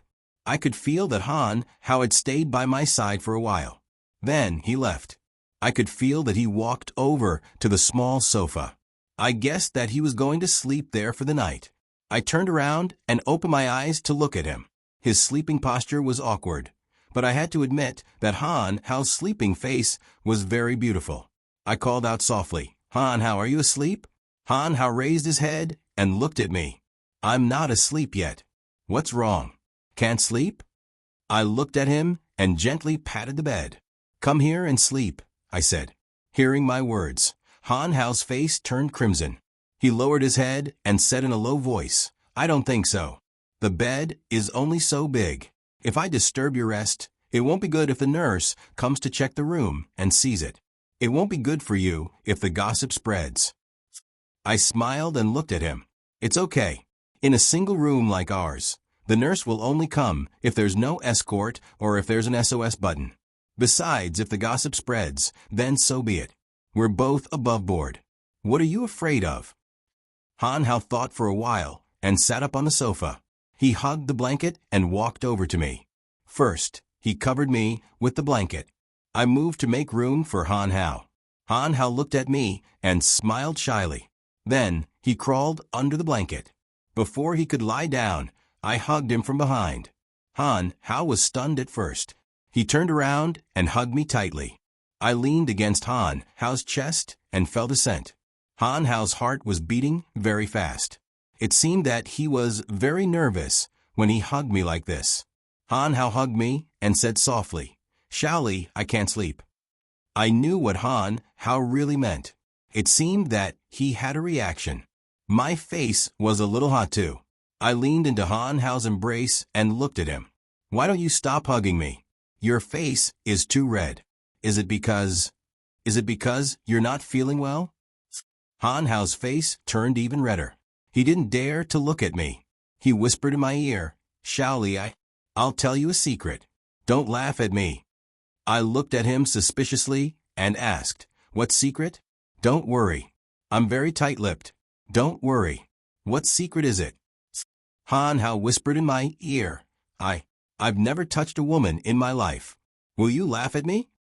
When I heard Han Hao say that, I couldn't help but burst out laughing. Han Hao looked at me and pouted. He said unhappily, "See, you're laughing at me. I'm so unhappy. If I'd known earlier, I wouldn't have said it. I don't know what to do now that you're laughing at me." I reached out and touched Han Hao's face. "No, I don't care about that. It's just that when I saw your cute expression, I couldn't help but laugh. I don't care about that. I won't laugh at you." Han Hao stroked my hair and said, "Xiaoli, do you think that a boy like me has ruined a lot of little girls?" I shook my head and looked at Han Hao. "No, why would you ask that?" Han Hao sighed and said, "Actually, I don't know how it's defined now. 2 years ago, there was a period of time when the Black Nightmare Society was particularly busy, and I often worked overtime. I left early and returned late every day, so I didn't have much time to explain to my parents. In the end, one day, I was called to the study as soon as I got home, and they asked me what I had been doing for the past few days. I said I was working overtime, and both of them looked like they didn't believe me. My father was more straightforward when he spoke. He asked me directly if I was in a relationship, and I said I wasn't. My father then told me that if I went out with a girl, I had to remember to take protective measures. At the time, I didn't understand why my father said that. Later, my friends around me experienced more, and I only understood after listening to them that he was referring to things between a man and a woman. I told them that I had never done it with a woman, but they didn't believe me and even laughed at me. Later, when I told my father, he also felt that it was particularly unbelievable. So I didn't understand whether someone like me would be considered a bad man who harmed girls. I stroked Han Hao's face and said, "Don't think too much. Maybe that's what other people say, but I don't think that way. You're a good boy and a responsible person. I'm thinking that there must be a lot of girls chasing after you. Of course, there must be a lot of girls throwing themselves at you. You're still so innocent, so you must have your own principles, right?" Han Hao nodded and said, "You're right. Previously, there was a girl who colluded with 2 of my buddies to get me drunk and then forced me to do something with her. When they helped me to the hotel, I was already sober, so that girl's idea didn't work out. After that, she even spread rumors that I had sex with her. At that time, she came to the Black Skeleton group to cause a ruckus and insisted that I take responsibility for her. Fortunately, Duanmu took care of it for me. I heard that he gave her a sum of money, and she stopped causing trouble." After hearing Han Hao mention Duanmu's name, his expression immediately changed. He looked very disappointed. It seemed that I had affected the relationship between the 2 of them. I looked at Han Hao and said, "Don't think too much about it. It's all in the past. Actually, Duanmu's temper is a bit strange, but other than that, he's fine. He's a person who values relationships and righteousness, but sometimes the things he does are a bit too extreme." Han Hao sighed and said, "When you first got married to little K, he didn't know you very well and was very resentful of this marriage. Later on, when he gradually began to like you, he would only say that you were good. Even when he was with us, when we originally agreed to go out and play together, he would refuse, saying that he wanted to accompany you. But since he lost his memory in the car accident, he has completely changed. If he used to have a bad temper, Then he has become completely irritable now. Sometimes, I feel that I don't even know him anymore. In the past, no matter how much we quarreled, we never hit each other. But now, forget it, let's not talk about it anymore. Looking at Han Hao's disappointed expression, I didn't know how to comfort him. Although the friendship from childhood could withstand the test of time, because of the change in personality, the feelings would also change.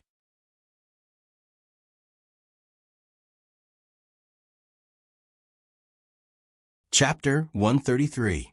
Han Hao saw that I was still thinking about random things. He gently kissed my forehead and said to me, "Shaoli, it's getting late. You should rest. You've been tossing and turning for a long time today. It's time for you to sleep. Otherwise, I'll be worried." I nodded and leaned into Han Hao's embrace, closing my eyes. Just like that, Han Hao and I hugged each other and slept through the night on the hospital bed. That night, I slept very well. I felt like I'd made up for all the sleep I'd lost over the past few days. I didn't know how long I slept. When I woke up, the sun was already very high up in the sky. However, Han Hao wasn't by my side. I didn't know where he had gone. I sat up on the bed. The door to the ward opened, and Han Hao walked in with 2 thermos containers in his hands. When he saw that I had woken up, he smiled and said, "Shaoli, you're awake. How did you sleep?" I smiled and looked at him. I slept very well. I looked at the thermos containers in his hands. "Don't you have Xinyao and Suri deliver every meal? How come you went to get the food?" Han Hao put the thermos containers on the bedside table. He looked at me and said, "They arrived a while ago. When they saw that you were still sleeping, they handed me the food. Then they went to see Suri's sister. They said they'd come back later." "Oh, so they came already. How long did I sleep?" I reached for the mouthwash on the bedside table and shook my head helplessly. Han Hao looked at me and smiled. "You slept very soundly, but in the second half of the night, you were sweating all over. I was afraid you wouldn't feel comfortable sleeping wet. So." Han Hao's face turned red again. I tilted my head and looked at him. I didn't know why he was shy again. He didn't dare to look up at me. "So I helped you change your clothes," he said in a low voice. "But I promise, you'll be fine. I didn't mean to peek. I was really afraid that you wouldn't sleep well, so I helped you change your clothes. You won't blame me, right?" I lowered my head and looked at my clothes. They really had been changed. My face turned a little red, but I didn't know what to say. I lowered my head and whispered, "It's okay. Thank you for taking care of me. You didn't sleep well, did you?" Han Hao sat on the edge of the bed and brought me a bowl of porridge. He looked at me and said, "I'm fine. I'm happy to see you get better. That's why you have to take good care of yourself." Han Hao scooped a spoonful of porridge and handed it to me. He gestured for me to drink it. I watched as he opened his mouth and drank the porridge. At this moment, the door to the ward was pushed open. Xinyao and Suri walked in and saw Han Hao feeding me the porridge. Xinyao hurriedly covered her eyes and walked into the ward. She didn't forget to say, "Oh my, you're showing off your love. My eyes are blinded. I didn't see anything." Seeing Xinyao's mischievous appearance, Han Hao put down the bowl and stood up. He looked at Xinyao and said, "You're back. How's your sister? How's she recovering?" Xinyao skipped to my bedside and sat down. She picked up the bowl of porridge and began to feed me mouthful by mouthful. Xinyao smiled and said, "Han Hao Gij, Suri's sister is really cute. She's recovering well. I asked the doctor. She can be discharged in a few days. At that time, I'll bring her back to my house. I promised her that I'll play with her. By the way, sister-in-law, how are you? After a night's sleep, you look much better." I glanced at Suri. Suri ran to the bathroom and took out a mop. He began to clean the ward. Seeing Suri working so hard, I looked at Xinyao and said, "Girl, look at how hard-working Suri is. You've hit the jackpot." Xinyao turned to look at Suri. She pouted and looked at me. "It's just that he doesn't do much. He'll have to practice in the future." At this time, Su Rui looked at me with a smile and said, "Eldest miss, you don't need to scold her. After all, Xin Yao is the little princess of the Duanmu family. Let me do the rough work. It's not particularly complicated. I looked at Suri. Suri, you can't do that. You're spoiling her. You're spoiling her too much. Suri smiled and scratched his head. Miss, don't joke around. I don't think it's bad. I'm quite willing to do it. It's fine for a man to do more. Han Hao stood to the side and said, That's right. I think Suri's words are very reasonable. It's fine for a man to do more. It's all for the woman he loves. While we were talking and laughing, there was a knock on the door. Come in. Xin Yao shouted. The door to the ward was pushed open, and a man walked in with a briefcase in his hand. He entered and closed the door. Then he looked at us and said, Excuse me, which one of you is Miss Cold Glaze? So he was looking for me. I looked at him and said, I am. What can I do for you? The man glanced at me, then opened the briefcase and took out a few pieces of paper. He looked at me and said, Hello, Miss Lung. I'm an employee of the Black Viper Group's legal department. I was asked by young Master Duanmu to bring this declaration of marriage. Young Master Duanmu has already signed it. Now, we only need Miss Lung's signature. As long as you sign it, this document will take effect immediately. Your divorce agreement with young Master Duanmu will be terminated. What? Xin Yao, Suri, and Han Hao were stunned when they heard this. I looked at the man and said seriously, Didn't I already tell Duanmu K? I won't sign this agreement. You can go back. Don't worry about it. The man smiled and looked at me.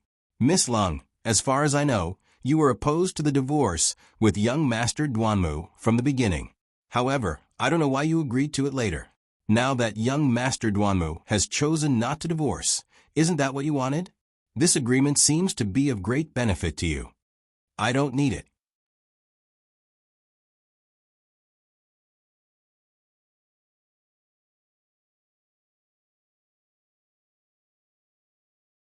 Chapter 134. What he means is what I mean. A voice came from outside the room. Then the door was pushed open, and Duanmu K came in. I didn't know why, but when I saw him, I felt a trace of hatred. The man shook off Suri's hand and retreated behind Duanmu, Quebec Duanmu. K looked at me and said, You look pretty good. Since that's the case, I won't talk nonsense with you. Since you look pretty good, sign this remarriage agreement. Duanmu K handed the agreement to me, but Han Hao rushed in front of me and blocked me behind him. He looked at Duanmu K, and the atmosphere in the room was tense. I looked at Duanmu K and said, I told you I won't sign this agreement. Don't waste your time. You were the one who wanted to do all of this. I didn't even think about it. Duanmu K looked at me and said in a low voice, I also told you that this isn't up to you. Yesterday was the first warning, and today is the second. I won't give you a third chance. Let's go. Then Duanmu K left with the man. After Duanmu K left, Han Hao turned around and looked at me with a puzzled expression. Shaoli, what's going on? Weren't you going to divorce? How come this remarriage agreement popped up? What's going on?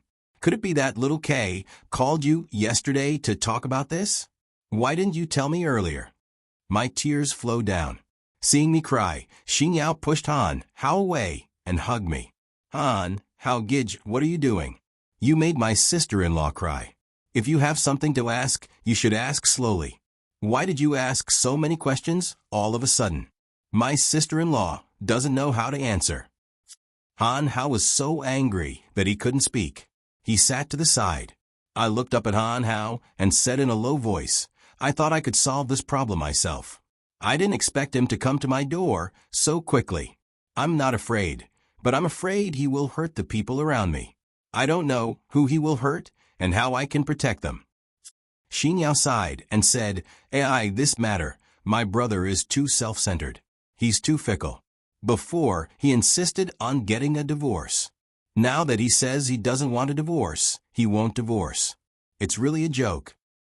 I looked at Han Hao. He was still sitting there, sulking. He didn't say a word. I looked at Xin Yao and Suri. You two go back. It's time to prepare lunch. I have something to talk to Han Hao about. Xin Yao looked at me and reluctantly said, "Okay. Sister-in-law, rest well." She turned to Han Hao and said, "Han Hao Gidge, don't bully my sister-in-law anymore. She's very weak. If you have any problems, ask her nicely." Then the two of them left. Only Han Hao and I were left in the room. I looked at Han Hao and asked in a low voice, "Han Hao, are you angry?" Han Hao didn't speak. He just lowered his head and didn't say a word. I sighed and looked at Han Hao. "I'm sorry. I didn't tell you about this at first. I thought I could solve it myself, but it seems I overestimated my abilities. I really didn't expect him to come and cause trouble today. It's all my fault. Don't be angry, okay?" Han Hao raised his head and looked at me. His eyes were a little moist. He said in a low voice, "Xiaoli, I'm not angry because you didn't tell me about this. I'm angry because I couldn't do anything when you suffered so much. I suddenly feel so useless. I can't even protect the woman I love." Looking at Han Hao's sad face, I didn't feel good. I struggled to get up from the bed and walked over to Han Hao. When I reached his side, I gently hugged him. Han Hao leaned against my chest, and I could feel his sadness. I patted Han Hao's shoulder and said in a low voice, "Han Hao, don't be sad anymore. Seeing you like this makes me very uncomfortable. I know you love me, so don't think like this anymore. Don't be sad anymore." Han Hao raised his head and looked at me. He stood up and hugged me tightly in his arms. He said in a low voice, "Xiaoli, don't leave me. I'm really scared. I'm really scared that you'll leave me. I just held you in my arms. I don't want to lose you, and I don't want to leave you either. Xiaoli, promise me don't leave me, okay?" I hugged Han Hao and gently stroked his back. I said in a low voice, "I won't leave you. I'll never leave you." Just like that, two lonely people could only give each other the truest warmth by leaning against each other. I suddenly felt that I only had Han Hao in my heart. I couldn't bear to see Han Hao so sad. I just wanted to do my best to protect him. I hoped that Duanmukei's first target wasn't Han Hao. In the afternoon, the doctor came to check the room with some examination reports. After the doctor looked at the medical records, he looked at me and said, "Her body is recovering well. Normally, she can be discharged tomorrow. Miss Lung, when do you want to be discharged?" Before I could open my mouth, Han Hao said, "Doctor, can we delay it for 2 days? Give her a full checkup. She's pregnant, after all. What if these things affect the baby's development?" The doctor's expression was obviously conflicted. He looked at Han Hao and said, "Young Master Han, our emergency ward is also very tight. There are many patients who need to be admitted to the hospital. I hope that young Master Han can consider our hospital situation." Han Hao said seriously, "I won't shortchange you. It doesn't matter who stays in the hospital. Why do you have to shortchange my ward?" I tugged on Han Hao's arm and said to the doctor, "Doctor, that's all. I'll have to trouble you to arrange for me to be discharged tomorrow. Thank you." The doctor nodded and left. After the doctor left, Han Hao looked at me and said, "Xiaoli, why don't you stay for a few more days? What if Duanmukei forces you again when you go back? What if something happens to you again?" I looked at Han Hao and smiled. "He won't. I'll endure these few days. I won't let him have his way. Don't think too much." What I'm afraid of now is that if he really wants to take action, you might be the first one. I'm afraid that he'll hurt you. I'm not afraid of that.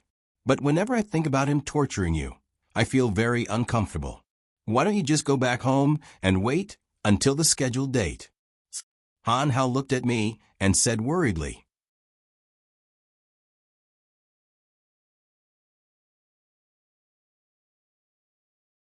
Chapter 135. It's okay. I have to go back to the Duanmu house. If something really happens, I can still control the Duanmu, Quebec. At least now that he wants to remarry me, he won't do anything to me. He'll consider my feelings. I understood the Duanmukei's true intentions. Since he still thought that I was useful, he wouldn't torture me. Han Hao sighed and looked at me. "Xiaoli, what I'm afraid of is not what he'll do to me. For you, I'm willing to fight against him. What I'm most afraid of is that he'll hurt you. I can't stay at the Duanmu house for a long time. If I stay for a long time, the Duanmu house will suspect me. That's why I have a headache. I don't know what to do. What can I do to protect you? I reached out and gently stroked Han Hao's face. It's okay. Don't worry. I know what I'm doing. If I really can't handle it, I'll come find you, okay? Han Hao held my hand. You don't have to handle it. If you need me, I'll immediately appear in front of you. Han Hao hugged me, his expression sad. It was true. If the two of us wanted to be together, we would have to go through a lot of difficulties. The next day, I went through the discharge procedures. Han Hao woke up early and helped me pack my luggage. When everything was ready, he left. Duanmu K was coming to pick me up today. He didn't want to see Han Hao. When Xin Yao and Suri arrived, he said a few words and left. Looking at Han Hao's departing figure, I silently swore in my heart that I would definitely be together with Han Hao. No matter what happened, I would be with him. Suri and Xin Yao chatted with me for a while before Duanmu K arrived. When he saw that we were almost done packing, he looked at me and said, "You're all done. Let's go." He picked up a luggage bag and walked out of the room. His attitude was still as cold as before. Xin Yao supported me, and Suri carried a pile of things. We left the room and the hospital. When we returned to the Duanmu house, Duanmu Tachio and Xiao Fengya were already waiting for us in the living room. As soon as we entered the living room, Xiao Fengya greeted us. She took my hand and said, "Xiaoli, you're back. It's been hard for you. You've lost weight." Duanmu Tachio also walked forward. He looked at me and said, "Xiaoli, it's good that you're back. Go upstairs and rest. Don't walk around. Arrange for the nanny to bring lunch and dinner upstairs." "That's right," Xiao Fengya said. "I'll take care of this. You don't need to worry. Hurry and take Xiaoli upstairs to rest." Duanmu K nodded. He helped me up the stairs, but Xin Yao stopped him. Xin Yao stood in front of Duanmu Quebec, "Brother, I'm telling you in a very serious manner," she said. "Please don't hurt my sister-in-law again. If you don't treat her nicely, I'll really turn against you. This time I'm serious. Brother, please don't challenge my bottom line." Duanmu K looked at Xin Yao and said, "I know what I should do." Then Duanmu K pulled me past Xin Yao and into the bedroom. After entering the bedroom, Duanmu K put the luggage on the chair. He glanced at me, opened the wardrobe, took out a set of pajamas, and threw it on the bed. Then he looked at me and said, "Change into this and rest well. The nanny will bring lunch and dinner to you. I have a meeting at work, so I have to go." Duanmu K walked to the door. He stopped and turned to look at me. "Don't even think about running away. It's useless. I've placed the remarriage agreement on the dressing table. You'd better sign it as soon as possible." I stood by the bed and looked at him. "I've already said that I won't sign it. Don't waste your breath. Once I've decided on something, I won't change it." Duanmu K smiled coldly. He looked at me and said, "I'm not afraid to tell you that if you don't sign it, the first person I'll lay my hands on will be Han Hao. Since you love him so much and want to be with him, I won't let the two of you get happiness so easily. Of course, I'm not jealous. I hate you." Duanmu K looked at my increasingly frightened expression. He smiled again and looked at me. "I'm going to work now. Think about it carefully." Then Duanmu K left the bedroom. After Duanmu K left, I trembled with anger. He was as stubborn as ever. There were only 7 days left until the date of the divorce. I couldn't take it anymore. I didn't know what to do. Forget it. I'd better take a good rest and think about it later. I changed into my pajamas and got into bed. There was a knock on the bedroom door. "Come in," I said softly. The bedroom door opened. The person who came in was Yu Xian. She entered and closed the door behind her. She looked at me and said, "You look good. Uncle and Auntie were so worried. You're fine, aren't you?" I looked at Yu Xian and said, "It's nothing. The parents are worried. Naturally, they'll be very concerned about me." Yu Xian leaned against the door. She looked at me and said, "You're leaving in 7 days. What do you think? Don't you feel a bit sad? I looked at Yu Xin. Obviously, she didn't know that Duanmuke had suddenly changed his mind and wanted to remarry her. However, looking at Yu Xin's proud expression, I felt the need to provoke her. I looked at Yu Xin and sneered. It seems that you have no idea what Duanmuke is planning right now. Yu Xin's face suddenly became very ugly. She looked at me and said, "What is it?" I smiled and said, "It seems that Duanmuke doesn't treat you as one of his own. He didn't even tell you this. You still haven't changed your bad habit of thinking too much." Yu Xin took 2 steps towards me. She looked at me and said very seriously, "Hurry up and tell me. What is it?" I looked at Yu Xin and said, "Duanmuke asked the legal department to draft a remarriage agreement. He doesn't want to get a divorce anymore. But don't worry, the one who doesn't want a divorce is me, not him. I've already decided that no matter what, I won't sign this remarriage agreement. Isn't this fulfilling your wish?" Yu Xin's face became even uglier. She looked at me and said, "What? Duanmu, Gij wants to remarry you? So what if you want a divorce? Can you win against Duanmu Gij? Don't you know what kind of strength you have?" I smiled and looked at Yu Xin. I don't have as much power as Duanmu, Quebec. I also know that it's impossible for me to not sign this agreement. I also don't have the ability to fight against him.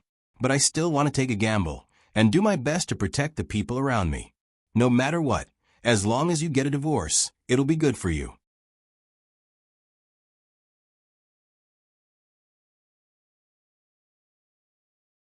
Chapter 136. So what you're saying is you're thinking for me? When did you become so kind? I've harmed you before. Aren't you afraid that I'll harm you again? Yu Xin looked at me, still worried. I looked at Yu Xin and said, "You have indeed harmed me and caused me to lose my child. I won't forget this hatred for the rest of my life. But now that I'm in this situation, I want to work with you temporarily. As long as you help me get a divorce with the Duanmuke, I won't appear between you and the Duanmuke anymore. After that, you and I will have nothing to do with each other." Yu Xin thought for a moment, then looked at me and said, "What you're saying is indeed very beneficial to me, but why should I believe you? What if you're deliberately saying this to trick me?" I looked at Yu Xin and said, "My heart already belongs to someone else. I accepted Han Hao's proposal and decided to be with him. Right now, I really don't have any feelings for the Duanmu, Quebec. You don't need to worry about that. Besides, when the Duanmuke tortured me, you saw it with your own eyes. If you were the one being tortured, would you still love such a person?" I tried to think of a way to convince Yu Xin. Yu Xin thought for a moment, then said to me, "Then how do you want me to cooperate with you?" I looked at Yu Xin and said, "Don't you like the Duanmuke? Now you can reveal your true feelings to him. Besides, you can continue to use the methods you used on him before." I thought back to the time when Yu Xin had schemed to climb into the Duanmuke's bed. My heart was still filled with hatred. But right now, my main goal was to get the Duanmuke to agree to the divorce. Yu Xin also had the same goal, so I believed that she would agree. Yu Xin looked at me and said, "All right, I promise you. I hope you can keep your word. I hate people who go back on their words the most." After saying that, Yu Xin left the room. After Yu Xin left, I lay on the bed and thought about it carefully. I didn't know if my decision was right or wrong. In fact, I was conflicted in my heart. To be honest, I still had feelings for Duanmuke, but I couldn't stand the torture he gave me. In fact, I knew that divorce was the best way for Duanmuke, for me, and for everyone else. I looked at the agreement on the dressing table with a complicated feeling. I wouldn't sign it. This time, I had to fight against Duanmuke to the end. I slept for a whole day. Because my body was still weak, and perhaps because of the baby in my belly, I didn't have any appetite. I didn't eat much of the food the nanny brought me.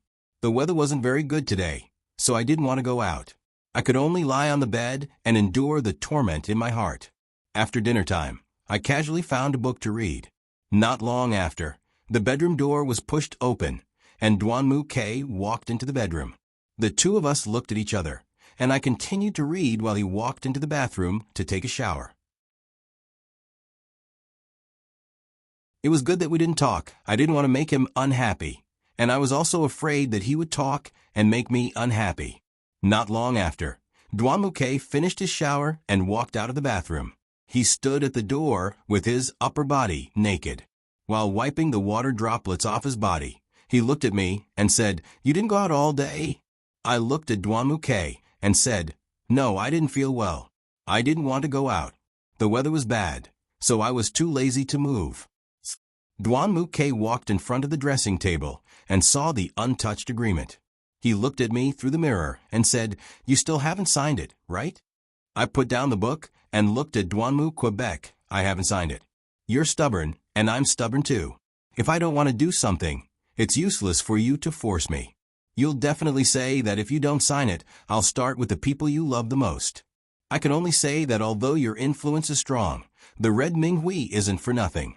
Although my influence is in America, I'll still do my best to fight against you. You don't have to waste your time." Duanmu K turned around and looked at me. "You said what I wanted to say." Duanmu K's eyes suddenly became very gentle. He looked at me and said, "Do you really want to divorce me that much?" I looked at Duanmu K, and my heart suddenly became very sad. I looked at him and said, "I really miss the time when we were together. I don't know if you've seen the video of us getting married. It was like acting. There was no emotion to speak of. After that, the two of us gradually fell in love with each other. Our words and actions revealed a perfect tacit understanding. Unfortunately, we didn't even have a picture of us at that time, only memories. I've never regretted falling in love with you. I also know that the things you did to me were out of your own will, not out of your own heart. If you still had a trace of feelings for me, you wouldn't have done this to me, because you love me. But now, you don't love me anymore. There's no point in us forcing each other to be together." It was rare that Duanmu K and I could talk about things so calmly, without quarrels.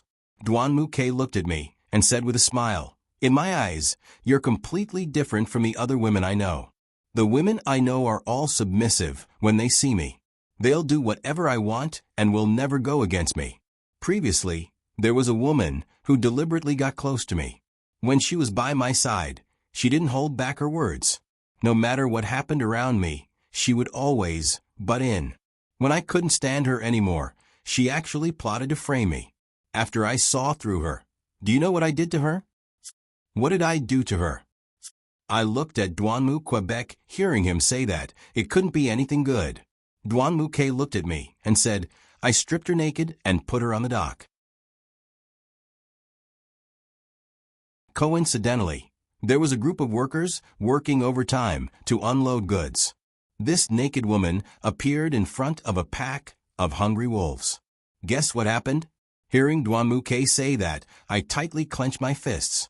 I looked at him and said, "Duanmu K, you're really bad to the bone." Duanmu K sneered. He looked at me and said, "I'm a very serious person. Of course, I will give the people around me a chance.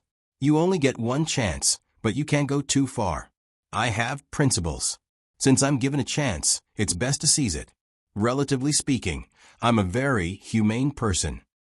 Duanmu K's words seemed to be meant for me to hear. He probably meant for me to seize the chance he'd given me. I looked at Duanmu K and said, "Pointing at the mulberry tree and cursing the locust tree isn't your style. You don't need to be so careful with your words. If you have something to say, just say it."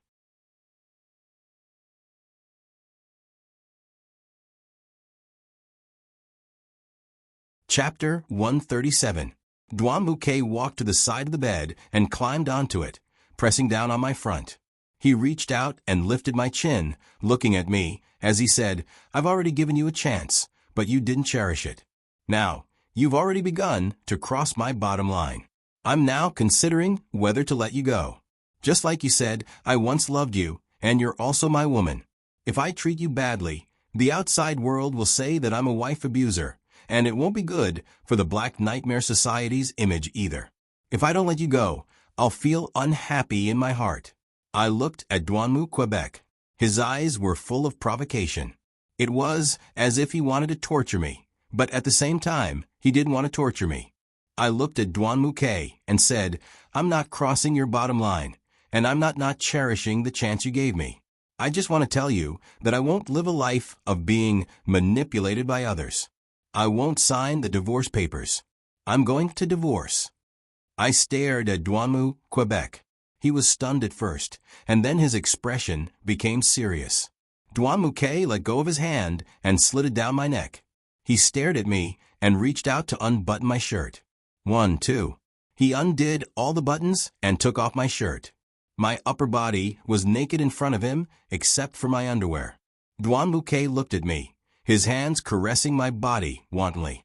He looked very proud, as if he wanted to see me naked. Duan Muke looked at me and said, Tell me, if I sent you to the dock and tortured you like that, would you obediently sign the divorce papers? Duan Muke reached out and unbuttoned my underwear. Just like that, I was naked in front of him. I looked at Duan Muke, but I didn't struggle or resist. I just let him touch me. Although I was very resistant, I just sat in front of him calmly. Duan Muke looked up at me and said, Aren't you afraid? I looked at Duan Muke and said, No. If you do this to me, the one whose reputation will be damaged will be the Duanmu family, not just me. Of course, I won't let you torture me with such cruel methods. Don't worry. If you really do this, I will kill myself. When that happens, the Duanmu family will have one more crime. You're a vicious woman. Duan Muke stopped and looked at me. His eyes revealed a ferocious look. I sneered and said, Let's break up. I like Mom and Dad, I like Xinyao, I like the old you. But to me now, this place hurts me. Although I miss it, I don't want to hurt myself anymore. So, let's break up peacefully. I looked at Duanmu, Quebec. My heart was not calm. I hoped he would make this choice. Duan Muke's hand left my body. He helped me tidy up my clothes and button them one by one. He looked at me and said, I'll think about it. Duan Muke pressed me down on the bed. He lifted my chin and suddenly kissed me on the lips. I reached out and pushed him away with all my might. He grabbed my hand and I couldn't resist. He looked up at me and said, You really are an extraordinary woman. I'm getting more and more curious about you. I used all my strength to push Duanmu K off the bed. I struggled to climb up and looked at him fiercely. Duanmu K, don't bother. Please respect what you said just now and carefully consider the matter of divorce. There are still 6 days left. I hope you don't regret it. Duanmu K looked up. He glanced at me and then left the room. After Duanmu K left, I gasped for breath. I didn't know if my words would provoke him and cause him to do something extreme. I suddenly felt worried and uneasy. I hesitated for a moment and then got up from the bed. I put on my jacket and walked out of the bedroom to the living room. When I arrived at the living room, everyone was chatting on the sofa. Xiao Fengya saw me coming downstairs and hurried over to me. She held my arm and said, Xiaoli, why did you come down? I saw that you haven't left the room all day. It's good to take a walk. Are you hungry? The nanny told me that you haven't eaten much. Are you starving? I looked at Xiao Fengya and smiled. I shook my head and said, Mom, I'm not hungry. I slept well. I don't have much of an appetite. Xiao Fengya looked at me and said, Okay then. If you need anything, remember to tell me. I'll ask the nanny to cook something delicious for you. I looked around and saw that Suri was there. I glanced at him and then at Xiao Fengya. Mom, there's something I want to talk to Suri about outside. Xiao Fengya looked at me and said, Okay, put on your clothes first. She turned to Suri and said, Suri, if Xiaoli doesn't feel well, hurry and bring her back. Don't let her stay outside for too long. Suri nodded and then followed me out of the room. Suri and I walked to the garden. I came to the place where the rose pond used to be. There was nothing there now, but the rattan chair was still there. I sat on the rattan chair and looked at the empty space. Suri saw my disappointed expression and stood next to me. Young mistress, what's wrong? Are you not feeling well? I sighed and looked at Suri. No, I said. It's just that seeing this desolate place makes me feel very uncomfortable. Suri patted my shoulder and said, "Young mistress, don't be sad. In a few days, everything will be over." Today, I saw Duan Mukei's expression. It doesn't seem to be as fierce as it was when I first met him. It looks like things will be resolved smoothly. I shook my head and looked at Suri. For now, I've managed to calm his violent nature. But I'm afraid that he'll suddenly do something unexpected. If I can't control him, then the ones who will be hurt will be you. That's not something I want to see. I'm so scared. Young mistress, don't worry. I won't leave you. No matter what happens, I'll stand by your side. I'll do my best to protect you. This isn't just my wish, it's also Xinyao's wish. Both Xinyao and I will stand by your side. Suri looked at me, his expression resolute. I sighed and looked at Suri. I think you and Xinyao are doing well together. I'll do my best to persuade Duan Mukei to get a peaceful divorce. I'll do my best to protect you. Let me bear all of this alone. Suri looked at me. Young mistress, don't say that. You're more important than all of us. The one who shouldn't be hurt the most is yourself.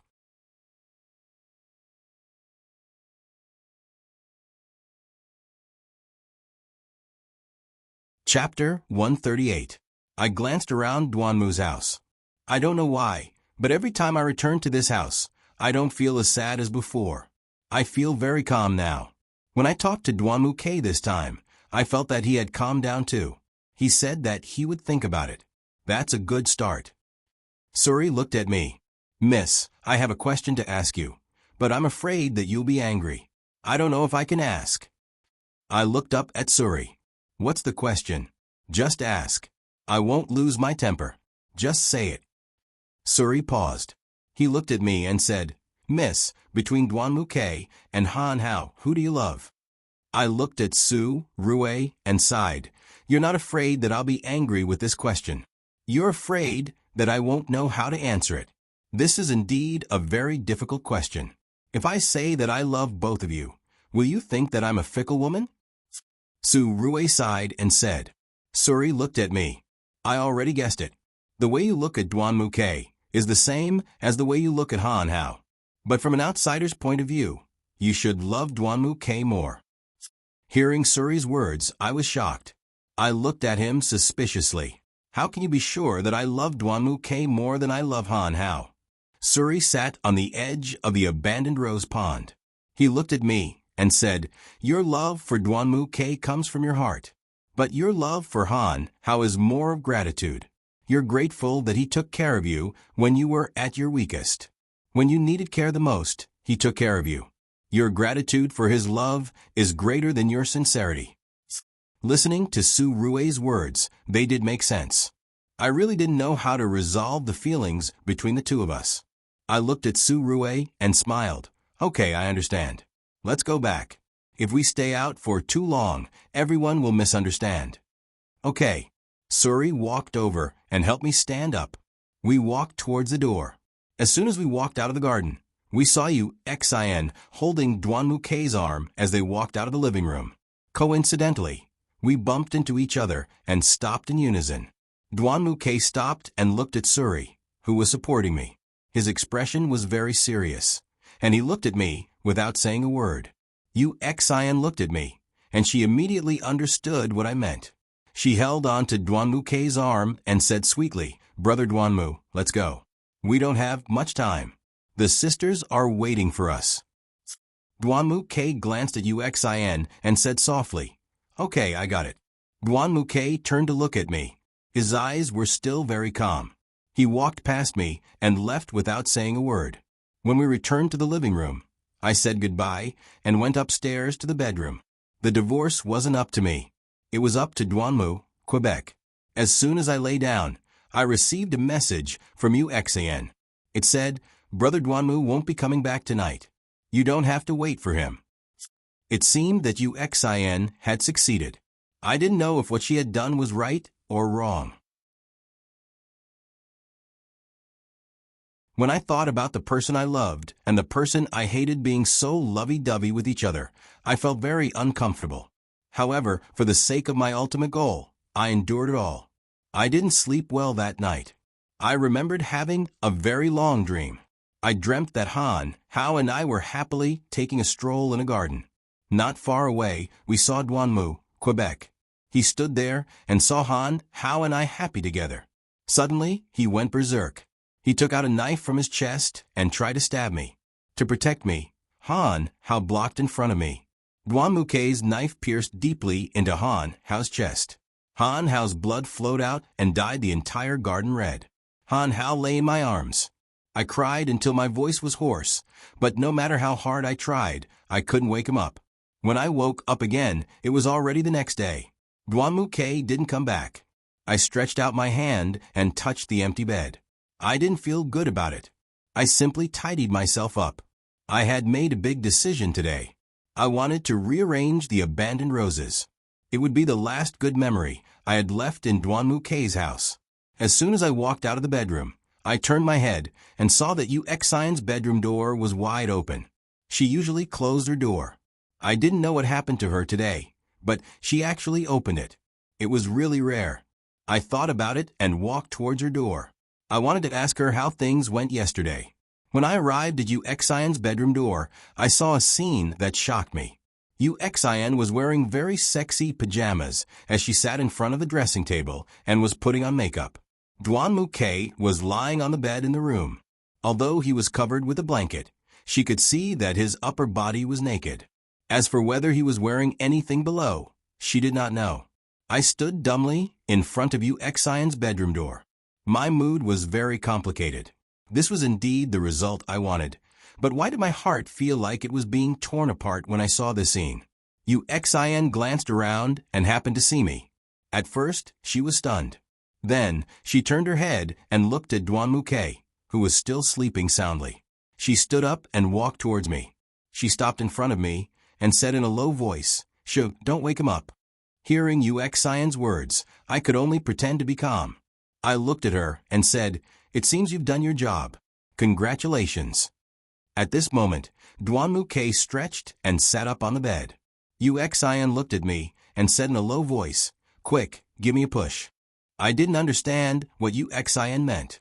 She gave Duanmu a look, and I understood. She wanted to put on a show for Duanmu, Quebec. I reached out and pushed Yuxian's shoulder. Although I didn't use much strength, Yuxian pretended to take 2 steps back and fell to the ground.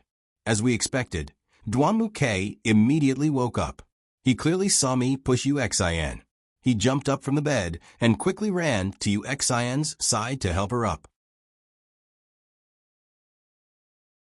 Duanmu waited for me to say, "What are you doing?" I looked at Duanmu, Quebec. Yuxian gave me a look. I understood what she meant. I looked at Duanmu and said, "You said I moved fast, but you move fast too. You slept with Yuxian so quickly. Very good. Since you already have someone next, don't pretend to be sincere and talk about getting married again. I've had enough of your one-sided behavior." Yuxian lay in Duanmu's arms. She pretended to rub her eyes and said in a low voice, "Duanmu, Gidge, what's going on? Yesterday, you wanted to stay at my place. How did I become your next house? It's not like that."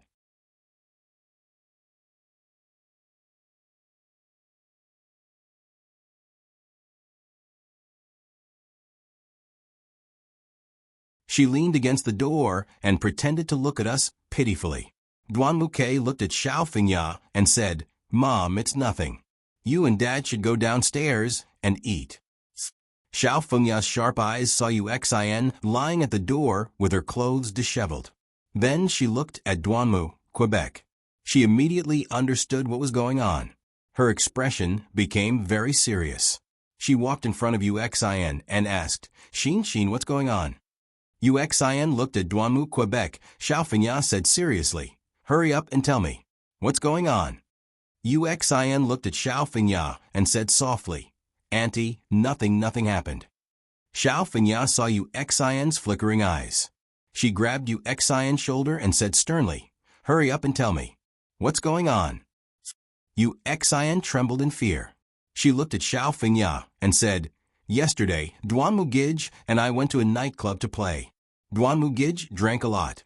When we came back, I wanted to send him back to his bedroom, but Duanmu Gij didn't want to. He insisted on going to my room.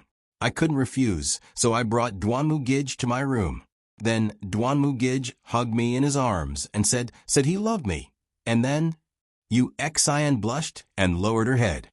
Yu Xian's words were heard by everyone present.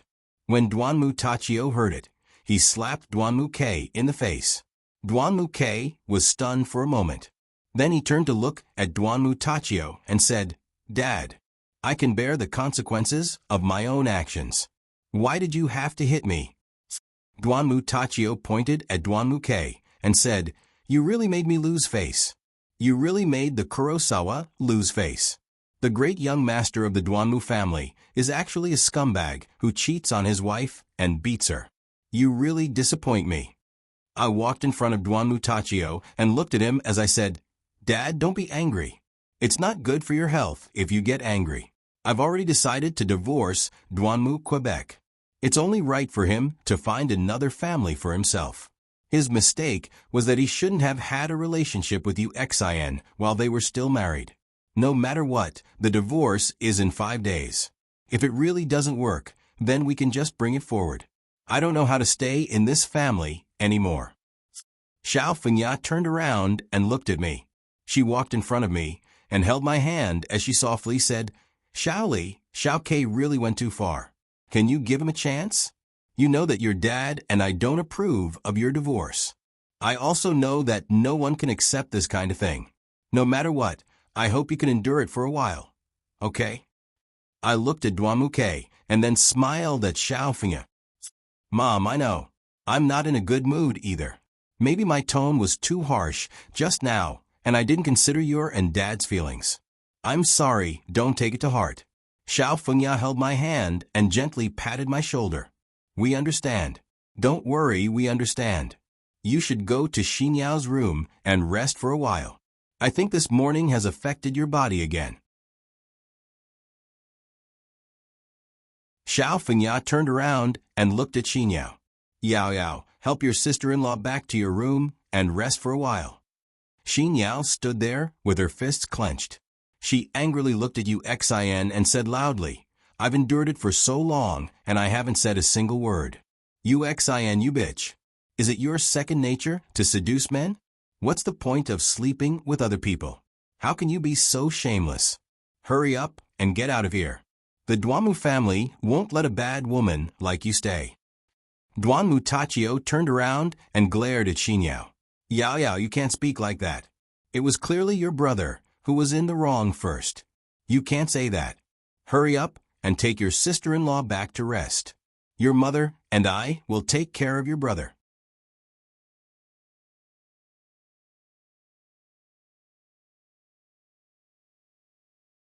Chapter 140. Xinyao walked over and grabbed my arm. "Sister-in-law, are you okay? I have some medicine in my room. I'll apply it to the wounds on your face. I guarantee you won't be able to see anything the next day, just like normal." Xinyao turned around and glared at Yu Xian. What a slut. Then Xinyao pulled my arm and walked back to her bedroom. When we got back to the bedroom, Xinyao closed the door and stomped her feet in anger. She looked at me and said, "Sister-in-law, how can you tolerate this? Yu Xian, that slut, is really out of control. She actually seduced my brother and slept with her. My brother used to be able to quibble, but now he directly admitted it. It makes me so angry. I really don't want to stay here anymore. Sister-in-law, hurry up and get a divorce. Once you're done, I'll leave home with you. I want to live at Uncle Long's house and become his daughter." Looking at Xinyao's angry expression, I smiled and said, "Don't be my father's daughter.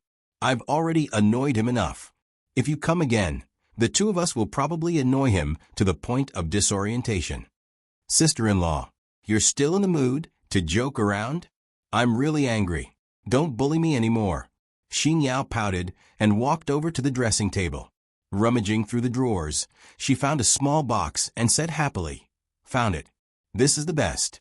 Sister-in-law, I'll apply it for you." Xinyao walked in front of me and began to treat my wound. She said angrily, "Sister-in-law, I really don't understand how my brother changed so much. In the past, when I saw the two of you happily together, I was so envious. I also wanted to find a man who was especially good to me, like you and my brother. But when I found one, my brother and sister-in-law are going to divorce. I never thought that my sister-in-law was bad, nor did I think that she did anything wrong. But my brother really changed. I don't like him anymore." I raised my head and looked at Xinyao. "If I told you that everything that happened today was caused by me, would you hate me?" Xinyao stopped what she was doing and looked at me. "Sister-in-law, what do you mean by that?" I held Xinyao's hand and said, "I'll tell you the truth. I've already decided to divorce the Duanmuke, but the Duanmuke has already wavered. In order to make him stick to his original idea, I reached an agreement with Xin. As long as we can get a normal divorce, I won't mind if she seduces the Duanmuke or does anything to him." Good heavens, sister-in-law. Why did you do that? Could it be that you really don't love the Duanmuke anymore? Xinyao looked at me in disbelief. I looked at Xinyao and said, "I love him. Just like Suri said, I might love him even more than the Duanmu, Quebec. I'm afraid that I can't control myself. I'm afraid that the deeper I love him, the deeper he will hurt me. He doesn't love me anymore. He even threatened me that if I don't remarry him, he will make a move on the people around me, including you. He even dared to make a move on his own sister. What else can I do? I'm really scared. I'm not afraid of what he will do to me. I'm scared that he will hurt the people around me. Of course I know that what I'm doing is wrong, but divorce is the best ending." Xinyao looked at me with wide eyes. She couldn't believe it at all. She looked at me and said, "Sister-in-law, is that really the case? I really can't believe it. My brother has already become like this. I don't know what to do. But sister-in-law, is it really okay to let Xin seduce my brother so unscrupulously?" I pulled Xinyao's hand and said, "I know there's no other way. I don't hate your brother. I just feel that our fate has come to an end. We shouldn't be entangled with each other anymore. I also want to be together with the Duanmuke, but he doesn't want to be with me anymore. What can I do? Xin's feelings for him are true, and she will definitely be good to the Duanmu Quebec. There's nothing to worry about. After a long time, he will forget about me." Xinyao sighed and looked at me. "No matter what, I hope that this matter can be resolved peacefully in the end. I'm fine with it. The main thing is that I feel that you and my brother are both unwilling to divorce. It would be great if my brother could recover his memories. Then he would remember you and everything. Then he wouldn't complain about divorce anymore." I pulled Xinyao and said, "It doesn't matter. Let's just take one step at a time. Everything will be in the past. Today's weather is pretty good. How about we go shopping?" I reached for the mirror and looked at myself. Xinyao's makeup skills are really good. Now I can't even see any wounds. Let's go. Let's go shopping. You can accompany me to relax." Xinyao shook her head and looked at me. "All right, I really can't do anything about you. Let's go shopping at the Central Plaza. I heard that there are new products coming out. It just so happens that a few of my designs are going to be on the shelves. You can go take a look. If there's something you like, I'll bring it to you." I stroked Xinyao's hair and nodded with a smile. Xinyao and I tidied up a bit. Then we walked out of the bedroom and headed to the living room. We bumped into Duanmu Tachio and Xiaofengya. Xiaofengya took my hand and looked at my wounds. "It looks like your wounds are a bit better. Where are you and Yao Yao going?" I looked at Xiaofengya and said, "Mom, the weather's pretty good today. I want to go shopping at the Central Plaza with Xinyao and buy some things we like." Xiaofengya turned her head and glanced at Duanmu Lixiong, then looked at me as she took out a bank card from her handbag and stuffed it into my hand. I didn't understand what she meant, so I looked at her and asked, "Mom, what's the meaning of this?" Xiaofengya patted my hand and said, "Aren't you going shopping? You don't usually like to spend money. Since you're in the mood to go shopping today, Mom and Dad prepared this for you. Spend as much as you want. Buy whatever you want. There's definitely enough money inside. I turned to Xiao Fengya and said, Mom, there's no need. I brought money. You and Dad can keep it. Before Xiao Fengya could say anything, Xinyao walked up to us and snatched the bank card. She walked toward the door and said, Sister-in-law, come quickly. Mom told you to take it, so take it. If you don't take it, I'll spend it for you. I helplessly looked at Xiao Fengya and smiled. Mom, I really don't know what to do with Xinyao. You and Dad, don't be angry. I'll deal with her later. Xiao Fengya smiled and looked at me. She's just like a child. Your dad and I are used to it. Hurry up and go. I said goodbye to her and Duamutachio and ran after Xinyao. You're tuning in to the Echo Reads YouTube channel.